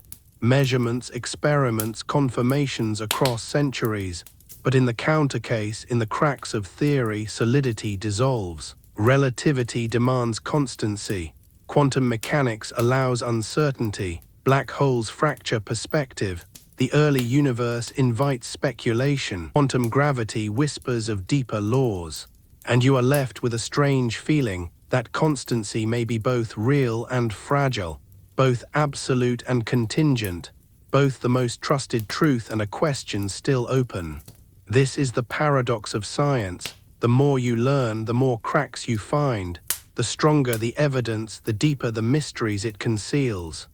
The speed of light is constant, and yet everywhere you look closely, at black holes, at the early universe, at the fabric of space-time, you find reasons to wonder if that constancy is truly the last word. Perhaps it is absolute, perhaps it is emergent, Perhaps it is only a shadow of a deeper truth. We do not know, not yet. But what you do know is this. If the constancy of light is ever overturned, it will not be by fantasy. It will be by the collision of theories, by the cracks in relativity and quantum mechanics, by the mysteries of black holes and horizons. And that possibility, the possibility that one day evidence will find the crack and pry it open, is what makes the counter case so unsettling, because it reminds you that no law, however constant, is beyond question. So here you stand, in the middle of the counter case. You've imagined alien universes, you've seen the cracks within your own, and you can feel the unease of it, the recognition that even the most trusted constant could one day falter. But this is not despair, it is awe at the fragility of knowledge, or at the openness of science, or at the possibility that tomorrow could surprise you. And in the next step, we will press the counter case further still. We will explore not just cracks in theory, but cracks in meaning, the philosophical questions that arise when constancy is no longer certain. But for now, let yourself linger in the vertigo, the evidence and the counter case, the constancy and the crack, the steady and the fragile. Because somewhere between them, the real story of light resides. You've walked through the cracks in theory. You've seen relativity and quantum mechanics strain against one another, black holes pulling constancy into question, the early universe inviting speculation. You've seen the evidence hold and the imagination pry at its edges. Now the counter case comes to its deepest level, not physics alone but philosophy, not equations but meaning. Because to ask what if the speed of light changed is not only to imagine a different cosmos, it is to imagine a different truth. Start with knowledge itself. Science rests on the belief that laws are stable, that what you measure today will hold tomorrow, that the universe is not capricious. If the speed of light were not constant, that foundation crumbles. Knowledge becomes provisional in a new way, not just uncertain at the edges, but unstable at the core. Imagine measuring the speed of light one day and finding it different the next. How would you trust any measurement again? How would you trust any law? Knowledge would become a shifting sand. Truth would lose its anchor. Now turn inward. Your identity is built on sequence, memory, causality, story. You are who you are because of an order. This happened, then that, then this. If the speed of light shifted, causality itself might wobble. Events could lose their sequence. Memories could lose their certainty. You might no longer know if you remembered the past or anticipated the future. Identity would fracture. Selfhood would dissolve. You would become not a continuous story, but a scatter of disconnected moments. To live in such a universe would be to live without narrative. And without narrative, what would you be? Now look outward, toward meaning itself. Human beings hunger for permanence. You look for it in mountains, in stars, in laws. You trust the sun will rise tomorrow, not because you see the future, but because you believe the laws of nature are steady. If the speed of light wavered, that hunger would be betrayed. Permanence would be revealed as illusion. Would meaning survive? Perhaps it would. Perhaps you would find beauty not in constancy, but in change. Not in permanence, but in impermanence. Not in laws that hold, but in a universe alive, shifting, dynamic. But it would be a different kind of meaning. A meaning built not on trust, but on surrender. Consider time itself. Right now you think of time as a river flowing from past to future. Events ordered, cause leading to effect. That river is shaped by the constancy of light, which prevents contradictions, preserves sequence. If the constant faltered, the river would break. Time would become an ocean, waves crashing in all directions, past and future mixing, order dissolving. To live in such a world would be to live in vertigo, always falling, never sure where or when you are. And yet perhaps in such a world, new forms of perception would emerge. Perhaps beings would evolve not to crave sequence, but to dwell in simultaneity, to hold contradictions without resolution, to live in all moments at once. For you, it feels like madness. For them, it would feel like truth. Now stretch the thought even further. What if the speed of light is not a law, but an illusion? What if it appears constant only because of the way you perceive reality? Your senses are limited. Your brain interprets signals, stitching them into coherence. Perhaps the constancy of light is not a feature of the universe, but a feature of your perception, a scaffolding your mind builds to survive. If so, then a shifting speed of light would not mean the laws of the cosmos had changed. It would mean your perception had cracked, revealing a reality stranger than you can comprehend. The constancy of light would be not truth, but translation. A translation your mind performs to protect you from chaos. And if that translation faltered, you would see the raw strangeness of reality. A world without constants, without anchors, without guarantees. Would that be revelation, or would it be madness? A pause here, because you can feel the philosophical weight pressing against you. The constancy of light is not just physics. It is the scaffolding of knowledge, identity, meaning, time, and perception. If it falters, all of these falter with it. That is the true counter case. Not just stars burning differently or galaxies shifting or black holes bending, but truth itself trembling. And yet, even here, in the deepest unease, there is beauty. Because to imagine a universe without constancy is to appreciate the miracle of the one you live in. You live in a cosmos where the laws are steady enough to build trust, identity, meaning, time, perception. You live in a universe that holds together, coherent enough for you to ask these questions. That coherence is not inevitable, it is a gift. And perhaps that is the most profound lesson of the counter case. Not that the speed of light might change, but that it doesn't. Still, the question lingers, could it change? If it did, would it be physics that cracked, or you? Would the universe collapse into chaos, or would it reveal a deeper order, one you cannot yet see?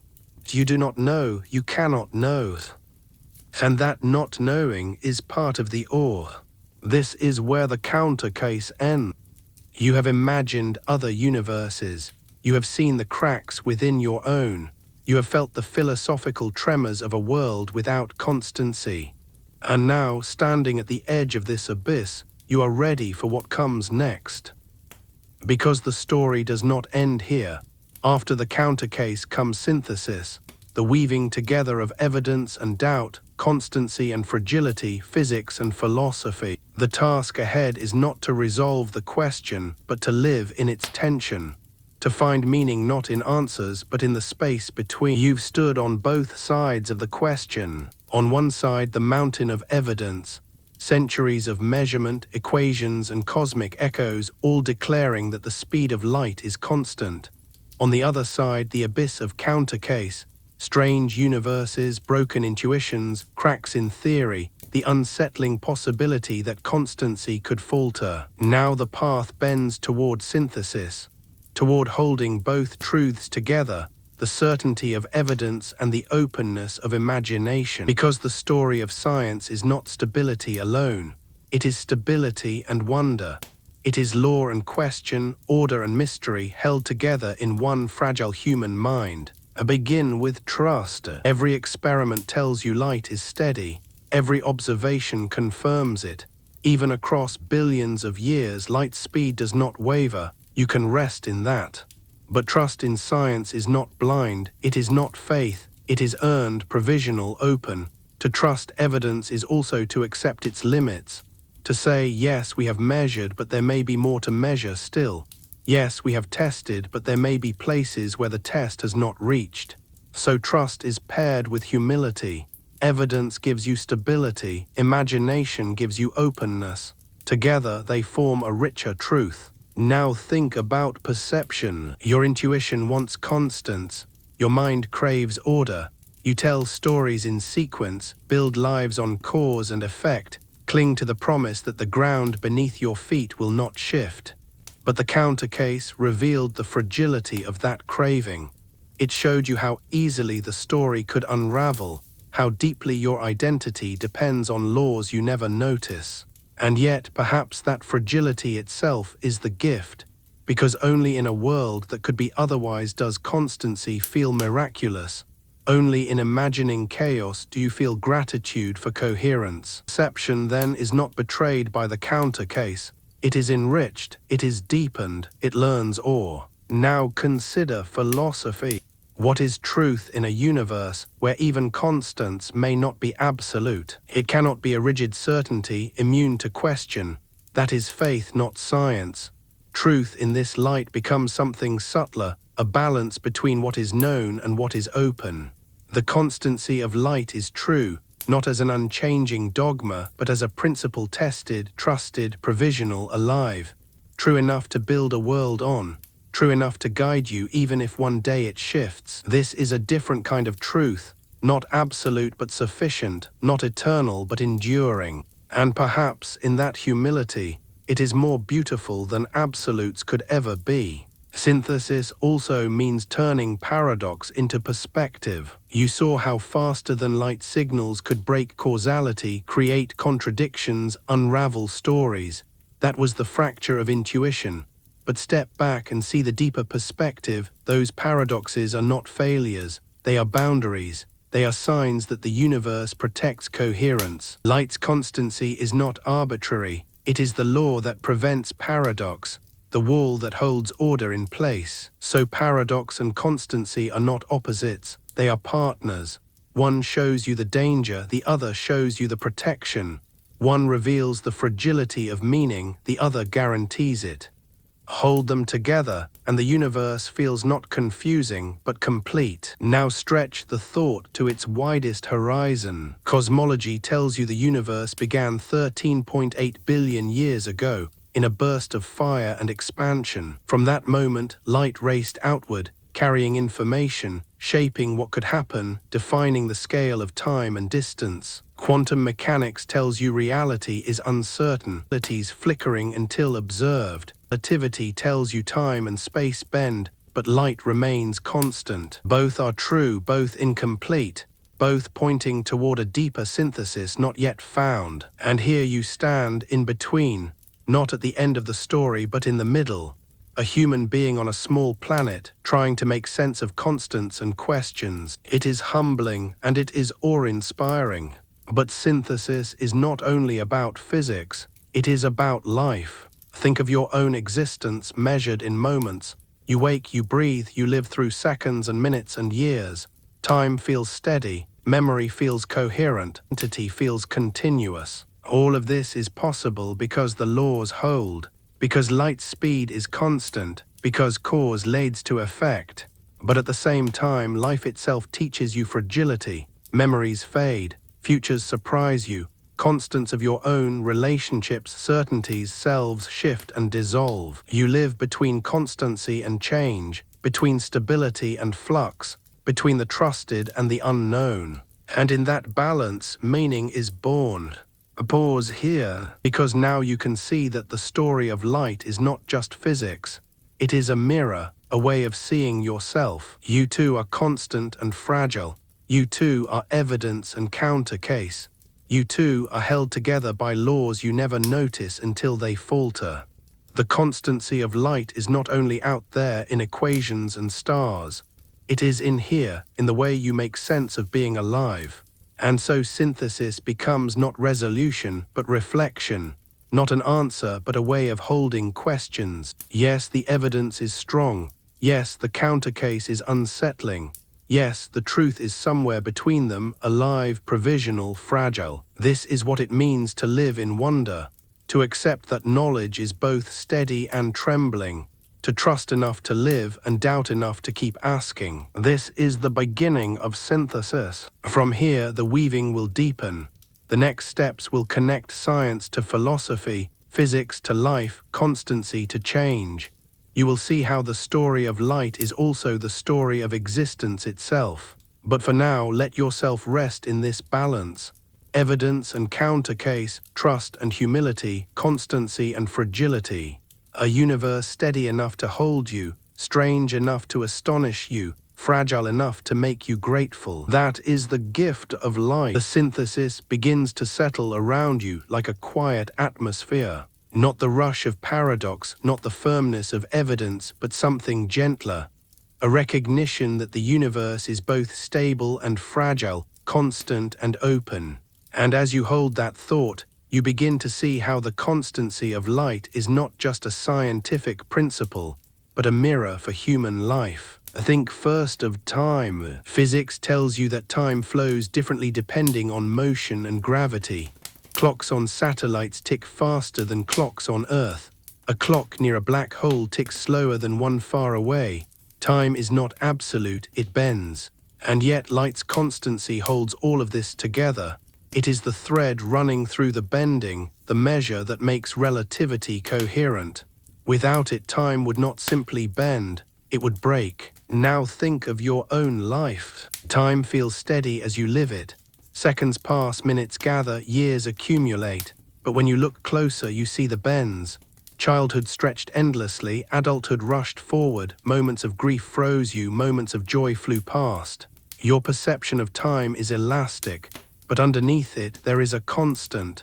The fact that time flows at all, that cause leads to effect, that you can measure your life in days and years. Light is the cosmic constant of time. You are the human constant of time, both steady, both fragile, both holding meaning in the face of change. Now think of mortality. Everything you love, everything you are is temporary. Bodies age, memories fade, lives end. Mortality is the law you cannot escape. And yet within mortality there is constancy. The beat of a heart, the rhythm of a breath, the cycle of waking and sleeping. These small constants give structure to a life, even as the larger arc bends toward its end. So too with light. The universe itself may be mortal. Stars burn out, galaxies fade, even protons may decay. And yet within all that mortality, light's speed holds. The constant persists, giving structure to the fleeting. In both physics and life, constancy does not erase mortality. It makes it meaningful. Now think of memory. Memory is fragile. It falters, distorts, rewrites itself.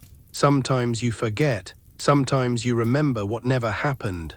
And yet memory gives you coherence. It binds your past to your present, creating a story you can call you. Light is like memory at the scale of the cosmos. It carries the past forward, bringing you messages from stars that burned billions of years ago. It preserves history, stitching it into the present. If light's constancy faltered, memory at the cosmic scale would collapse.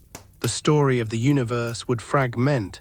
Just as if your memory failed entirely, the story of you would dissolve. In both cases, constancy makes story possible. Without it, only fragments remain. A pause here, because you can feel how synthesis is forming, not by solving paradoxes, not by denying fragility, but by seeing the resonance between cosmos and self. Light is constant, you are constant. Light is fragile, you are fragile. Light holds coherence, you hold coherence. The universe mirrors you, and you mirror the universe. Think now of relationships. Every bond you form is fragile. People change, drift, vanish, and yet some constants endure. The memory of love, the echo of care, the way one person's presence shapes your life forever. These constants are not unchanging facts. They are truths you live by, even as the world shifts. Light is like that. It is not eternal. It may one day yield to deeper laws, but for now it holds. For now it gives coherence. For now it shapes reality so profoundly that you cannot imagine existence without it.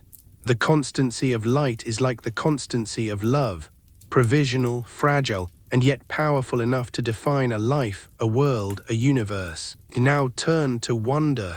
Every night you look at the stars. Their light has traveled across centuries, across gulfs of emptiness to meet your eyes. That constancy is not just science, it is poetry. Because when you see starlight, you are seeing not just photons. You are seeing trust made visible. The trust that light traveled steadily, that the universe did not falter, that reality held together long enough for you to see. In that moment, you are not only observing the cosmos, you are participating in it.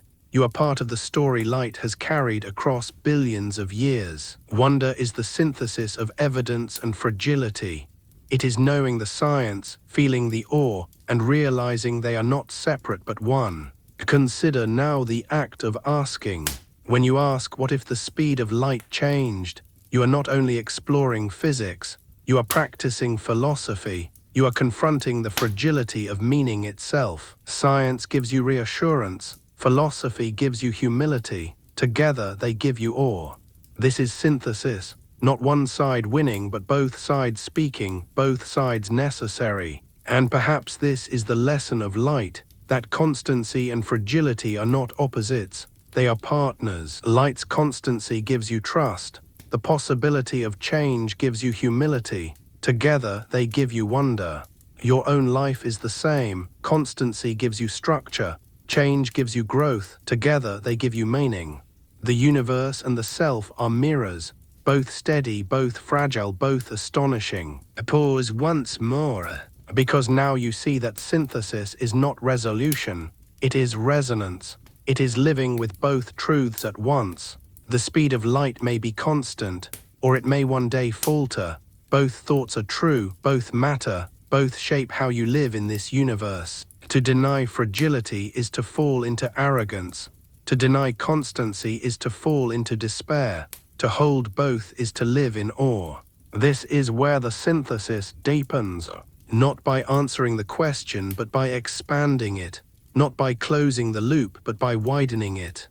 And in the next step, you will see how this synthesis stretches beyond science into the very act of being alive, how the constancy of light becomes a metaphor for permanence, and its possible fragility becomes a metaphor for impermanence. But for now, let yourself rest here, in the balance, in the resonance, in the quiet awe of a universe that is both constant and fragile, steady and trembling, trustworthy and mysterious, because that balance is not only the story of light, it is the story of you. You've traced the synthesis through physics, philosophy, and life. You've seen how light's constancy mirrors time, mortality, and memory, but the resonance reaches further still into art, culture, myth, and the human longing for permanence. Because humanity has always searched for constants, for something steady against the flux of existence, and even before science revealed the constancy of light, cultures reached instinctively for it, weaving it into stories, symbols, and songs. Start with myth. Across civilization, light has been more than a physical phenomenon. It has been a metaphor for truth, for divinity, for permanence. The Egyptians worshipped Ra, the sun god, who carried light across the sky each day. The Greeks spoke of Apollo's chariot, hauling the sun behind his horses. In Hindu cosmology, Surya, the solar deity, was the source of life itself. These were not mistakes of science. They were expressions of awe, intuitions that light was not merely brightness, but constancy, the daily return of the sun, the unfailing rhythm of dawn and dusk. Even when the night sky seemed chaotic, humans trusted light where light is variable. In such a culture, myths would not speak of constancy but of caprice. Gods of light would be tricksters, unpredictable, whimsical. Artists would paint not steady sunlight but flickering chaos, colors shifting without pattern. Cultures would not trust light as truth but fear it as deception. Or imagine a world where light is slow. In that culture, myths would speak of patience, light as a weary god trudging through the cosmos. Art would dwell on shadow, on dimness, on faint echoes.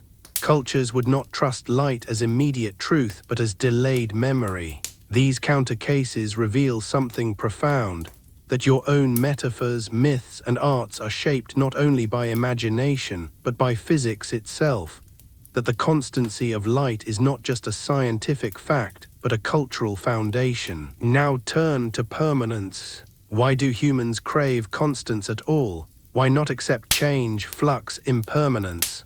Perhaps because you are fragile beings, living brief lives in a vast cosmos. You long for something steady to cling to. You build monuments of stone, write books, paint canvases, compose symphonies, all in defiance of impermanence. And yet most of these fade. Stones crumble, books decay, paintings fade, symphonies are forgotten. Light endures. Every photon that leaves a star travels unchanged, unless absorbed. Light carries the memory of the cosmos forward, long after civilizations rise and fall.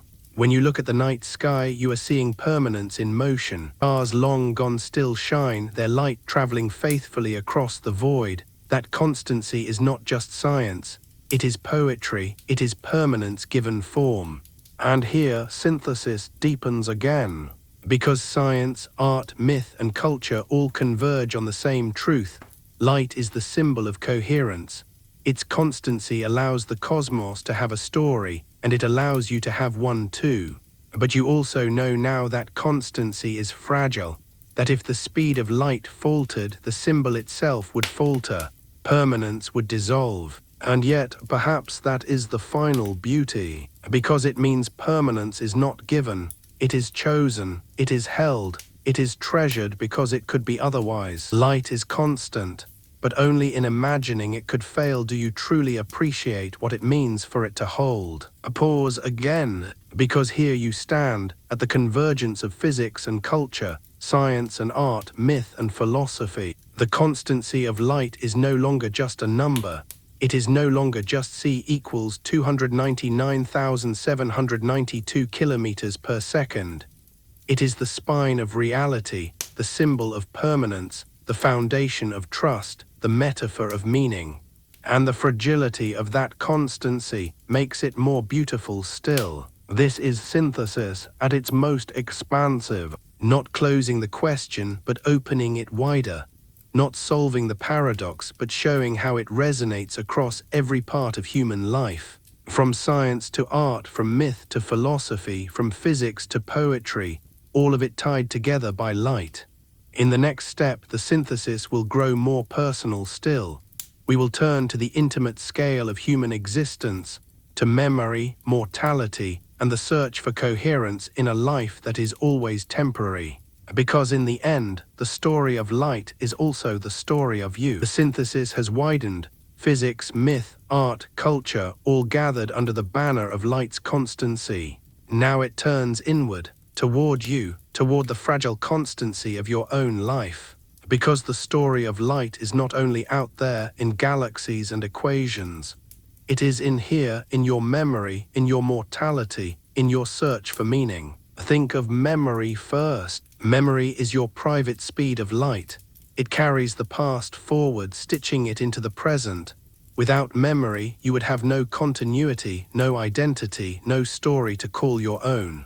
And yet memory is fragile. It falters, distorts, rewrites itself. Sometimes you recall things that never happened. Sometimes you forget things that mattered most. But still, memory is constant enough to give you coherence, to let you trust that yesterday happened, that tomorrow will follow. Light does the same for the cosmos. It carries history forward, photons traveling across billions of years to tell you stories of stars and galaxies long gone. If its constancy wavered, cosmic memory would falter. The universe's story would break. Your memory is fragile constancy. The cosmos's light is fragile constancy. Both imperfect, both astonishing, both enough to hold meaning. Now think of mortality. You are finite, every breath is a countdown, every heartbeat a reminder that time is not infinite. Mortality is the constant you cannot escape. But within mortality, there are rhythms, the steady pulse of life, the cycles of seasons, the returning dawn. These rhythms give you the sense of continuity, even as you know the larger arc bends toward death. Light mirrors this paradox. The universe itself may be mortal. Stars burn out, galaxies drift apart, even protons may decay. But within that larger mortality, light speed is constant. It is the rhythm that allows time and causality to make sense. Both you and the universe live between mortality and constancy, between the inevitability of endings and the miracle of coherence. And in that balance, meaning emerges. Now think of trust. You trust more than you realize. You trust that the floor beneath you will hold. You trust that the air will not vanish. You trust that the laws of physics will not betray you between one breath and the next. That trust is invisible, but it is the foundation of life. Without it, you would live in fear. Light is the universe's trust. Its constancy allows you to believe in time, in distance, in cause and effect. Without it, you could not live coherently in reality. Your personal trust mirrors cosmic trust, both fragile, both essential, both invisible until questioned. A pause here, because you can feel the resonance deepening. Light's constancy is not just a number. It is a metaphor for the fragile coherences that hold your life together: memory, mortality, trust. You live in a universe that is both steady and trembling. You live a life that is both coherent and fragile. And in both cases, the miracle is not perfection. It is enough. Enough constancy to hold a story. Enough fragility to remind you of awe. Now stretch the thought wider into meaning itself. Why do humans crave permanence? Why build monuments, write books, paint canvases, compose symphonies? Why reach for eternity when everything is temporary? Because permanence gives coherence, a sense that the story is not only fragments but whole, a sense that something endures beyond the fragile self. Light is the closest thing the universe offers to permanence. A photon released by a star billions of years ago still crosses the void, unchanged, carrying its message. Light is the universe's monument, its memory, its song. And when you look at the stars, you participate in that permanence. You are not only seeing photons, you are seeing the endurance of meaning across time and space. Your monuments may crumble, your life may end, but light continues, carrying the story forward.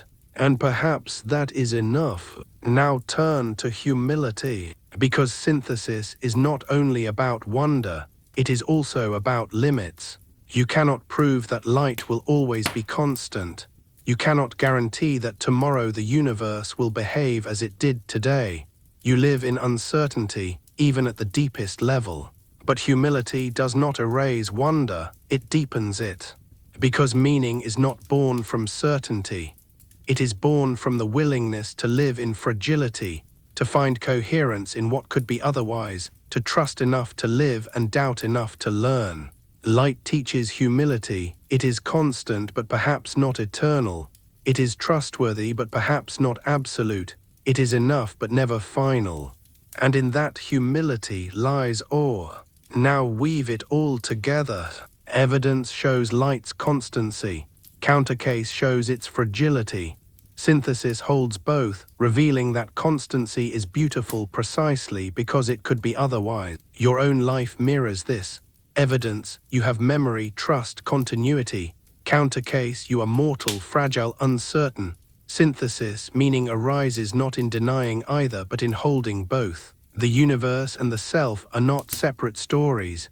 They are one story told at different scales. Light is constant, you are constant. Light is fragile, you are fragile, both are astonishing. Pause one last time, because this is the closing of synthesis. You have moved from evidence to countercase, from constancy to fragility, from physics to philosophy, from cosmos to self.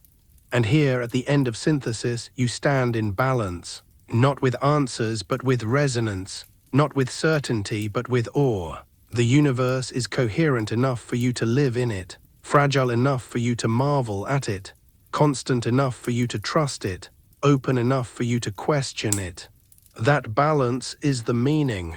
This is where the story turns toward its final stage, the open loop. Not closure but continuation, not resolution but reflection, not an ending but a horizon. Because the question, what if the speed of light changed, does not close, it opens. It leads you outward into possibilities, into mysteries, into futures you cannot yet imagine. And that is where we go next. You've walked the arc, evidence, countercase, synthesis. You felt solidity and fragility, constancy and possibility, cosmos and self. Now comes the part of the story that does not close. Because some questions are not meant to be answered. They are meant to stay open, like doors left ajar, like horizons that stretch beyond sight. What if the speed of light changed? You cannot resolve it fully, and that is its gift. Begin with the horizon of science. You know the evidence, centuries of experiments, billions of years of cosmic confirmation. You know the cracks, the tension between relativity and quantum mechanics, the mysteries of black holes, the speculation of the early universe. But beyond evidence and cracks lies mystery. What if there are regions of the cosmos where light behaves differently, hidden from your reach?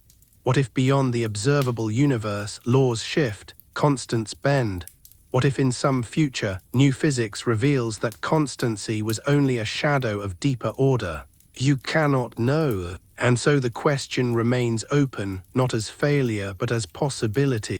A reminder that science is not a book with a final chapter, but a conversation that never ends. Now turn to philosophy. What does it mean to live in a universe where even constants may not be constant? It means you live in uncertainty, even at the deepest level. It means truth is not absolute but provisional. It means permanence is always paired with fragility. And yet, perhaps meaning is not diminished by that uncertainty. Perhaps it is enriched, because meaning is not the absence of fragility. It is the presence of coherence within fragility. It is the fact that even in a world where nothing is guaranteed, you can still live, still love, still wonder. The open loop is not despair, it is humility. Now turn inward. What if your own constants could change? What if memory shifted, so you no longer trusted the sequence of your life? What if your identity dissolved, your story scrambled? In a way that already happens. Memory fades, stories rewrite themselves. You are not the same person you were as a child, your constants shift.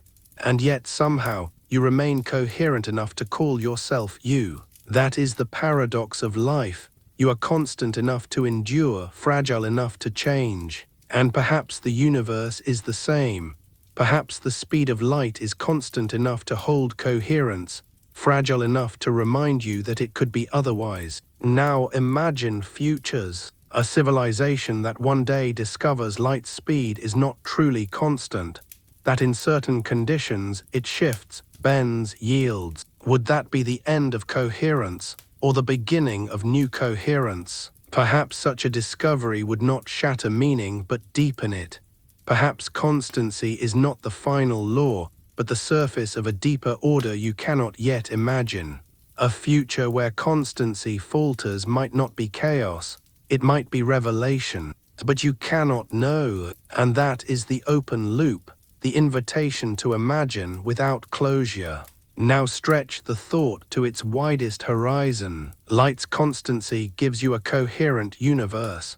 But what if this universe is only one among many? In some universes, perhaps light is slower, in others faster, in others still variable, unstable, strange. In most, perhaps life cannot exist, but in some, perhaps it can. Perhaps in those worlds, beings ask their own questions, weaving their own myths, painting their own canvases, searching for their own constants. And perhaps they too wonder, what if the speed of light changed? Across universes, across possibilities, across the vast sea of what might be, the question remains open. Pause here, because you can feel the open loop settling in, not as closure, not as certainty, but as expansion. The question is not answered, it is widened. It stretches outward into futures, inward into identity, upward into philosophy, downward into physics. It refuses to be resolved, and in that refusal lies its beauty. Think now of wonder. Wonder is not resolution. It is not certainty. It is the openness of a question that refuses to close. When you look at the stars, you are not seeking final answers. You are seeking awe. You are seeking the feeling that the universe is larger than your mind, stranger than your intuition, deeper than your comprehension. That is what this question gives you. What if the speed of light changed? Not closure but wonder, not answers but horizons. And so the story drifts outward like starlight, carrying fragments of evidence, whispers of paradox, echoes of fragility, carrying the resonance between cosmos and self, between constancy and mortality, carrying the reminder that some doors are not meant to close, but to remain open forever. Because the constancy of light is not only a law, It is a metaphor for the openness of the universe itself, constant enough to hold coherence, open enough to invite questions, and you live in that balance. This is the first breath of the open loop. In the next step, the story will expand fully into reflection, into poetry, into the unresolved. It will leave you not with answers but with echoes, because some questions are not solved, they are lived. And this is one of them. The journey has led you across evidence, through paradox, into synthesis, and finally here, into the openness of an unanswered question. You began with a simple thought: what if the speed of light changed? It seemed like a question about physics, about numbers, about motion. But along the way it became something else. It became a question about time, memory, mortality, meaning. A question not only about the cosmos, but about you. And now at the end, the question does not close, it widens. Because what if the speed of light changed? You cannot know, evidence says it does not, theory hints it might, imagination insists it could.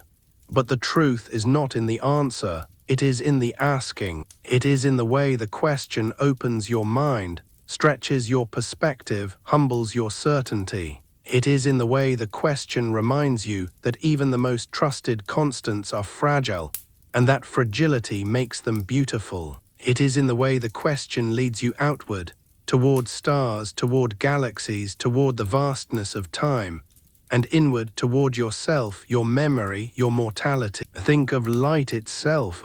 It has touched everything you've ever known. Every sunrise, every shadow, every star in the night sky, every photograph, every painting, every face you've loved. Light is the messenger of reality, the thread that carries the story forward, the constant that stitches time together. If it ever changed, the universe would change with it. Time would break, causality collapse, meaning tremble. But for now, it holds. And in that constancy, you find not only science but poetry, not only physics but gratitude. Think of yourself. You too are a fragile constant. Your story unfolds in sequence, your memory carries the past forward, your identity stitches coherence together. If that constancy falters, and one day it will, your story will dissolve. But for now, you hold. And in that holding, you find not only survival but meaning, not only endurance but beauty. Now look outward. The stars you see tonight may already be gone. Their light continues to travel, carrying their memory forward, long after their fire has faded. Light is the cosmos remembering itself, and when you look at the night sky, you are participating in that memory. You are not only seeing stars, you are seeing trust. The trust that photons traveled steadily, faithfully across the void. The trust that reality held together long enough for you to witness it. And perhaps that is the final gift of the question, not answers but trust, not certainty but wonder. Now look inward again. Your life is brief, your days pass quickly, your moments slip away. But within that brevity you carry constants, love, memory, hope. They are fragile, provisional, never guaranteed, but they are enough. Enough to hold coherence, enough to carry meaning, enough to let you live a story that feels whole. And perhaps light's constancy is the cosmic reflection of that truth, not eternal but enough, not absolute but enduring, not guaranteed but beautiful. A pause here, because you can feel the open loop widening, leaving you not with closure but with resonance. The speed of light may never change, or it may in ways you cannot yet imagine. Either way, the question remains open, and in its openness it gives you awe. Imagine tomorrow. A scientist announces that light speed has shifted. The headlines fill with wonder, with fear, with disbelief. The laws of physics tremble. What happens then? Perhaps the universe collapses into chaos, or perhaps new coherence emerges deeper than before. Perhaps what seemed like constancy was only surface, and beneath it lies a rhythm more profound. You cannot know. And so the question lingers, like starlight, like memory, like a heartbeat. Imagine a distant future. Civilizations rise and fall, stars burn and die, galaxies drift into silence. Still light travels, still photons carry memory forward, still the question remains open. Perhaps at the end of time, when the last stars fade, when the last light flickers, the question will still whisper in the dark. What if the speed of light changed? Even then, it will not close. And so you arrive here at the end of the journey, with nothing resolved and everything opened. Evidence reassures you, countercase unsettles you, synthesis balances you, open loop expands you. This is not failure, this is wonder. Because some questions are not meant to be solved, they are meant to be lived. So tonight, as you drift towards sleep, let the question remain. Let it circle in your mind like a comet, trailing possibility. Let it whisper to you like starlight, ancient and steady. Let it open your thoughts without closing them. Because wonder is not in the answer, it is in the asking. And the speed of light, whether constant, fragile, or one day shifting, is not just a number. It is the reminder that the universe is vast, mysterious, and alive, and that you are part of it. The story ends here, but the question does not. It stretches outward, into tomorrow, into the stars, into futures you cannot yet see. And in that openness lies the quiet beauty of existence, not certainty, not resolution, but wonder.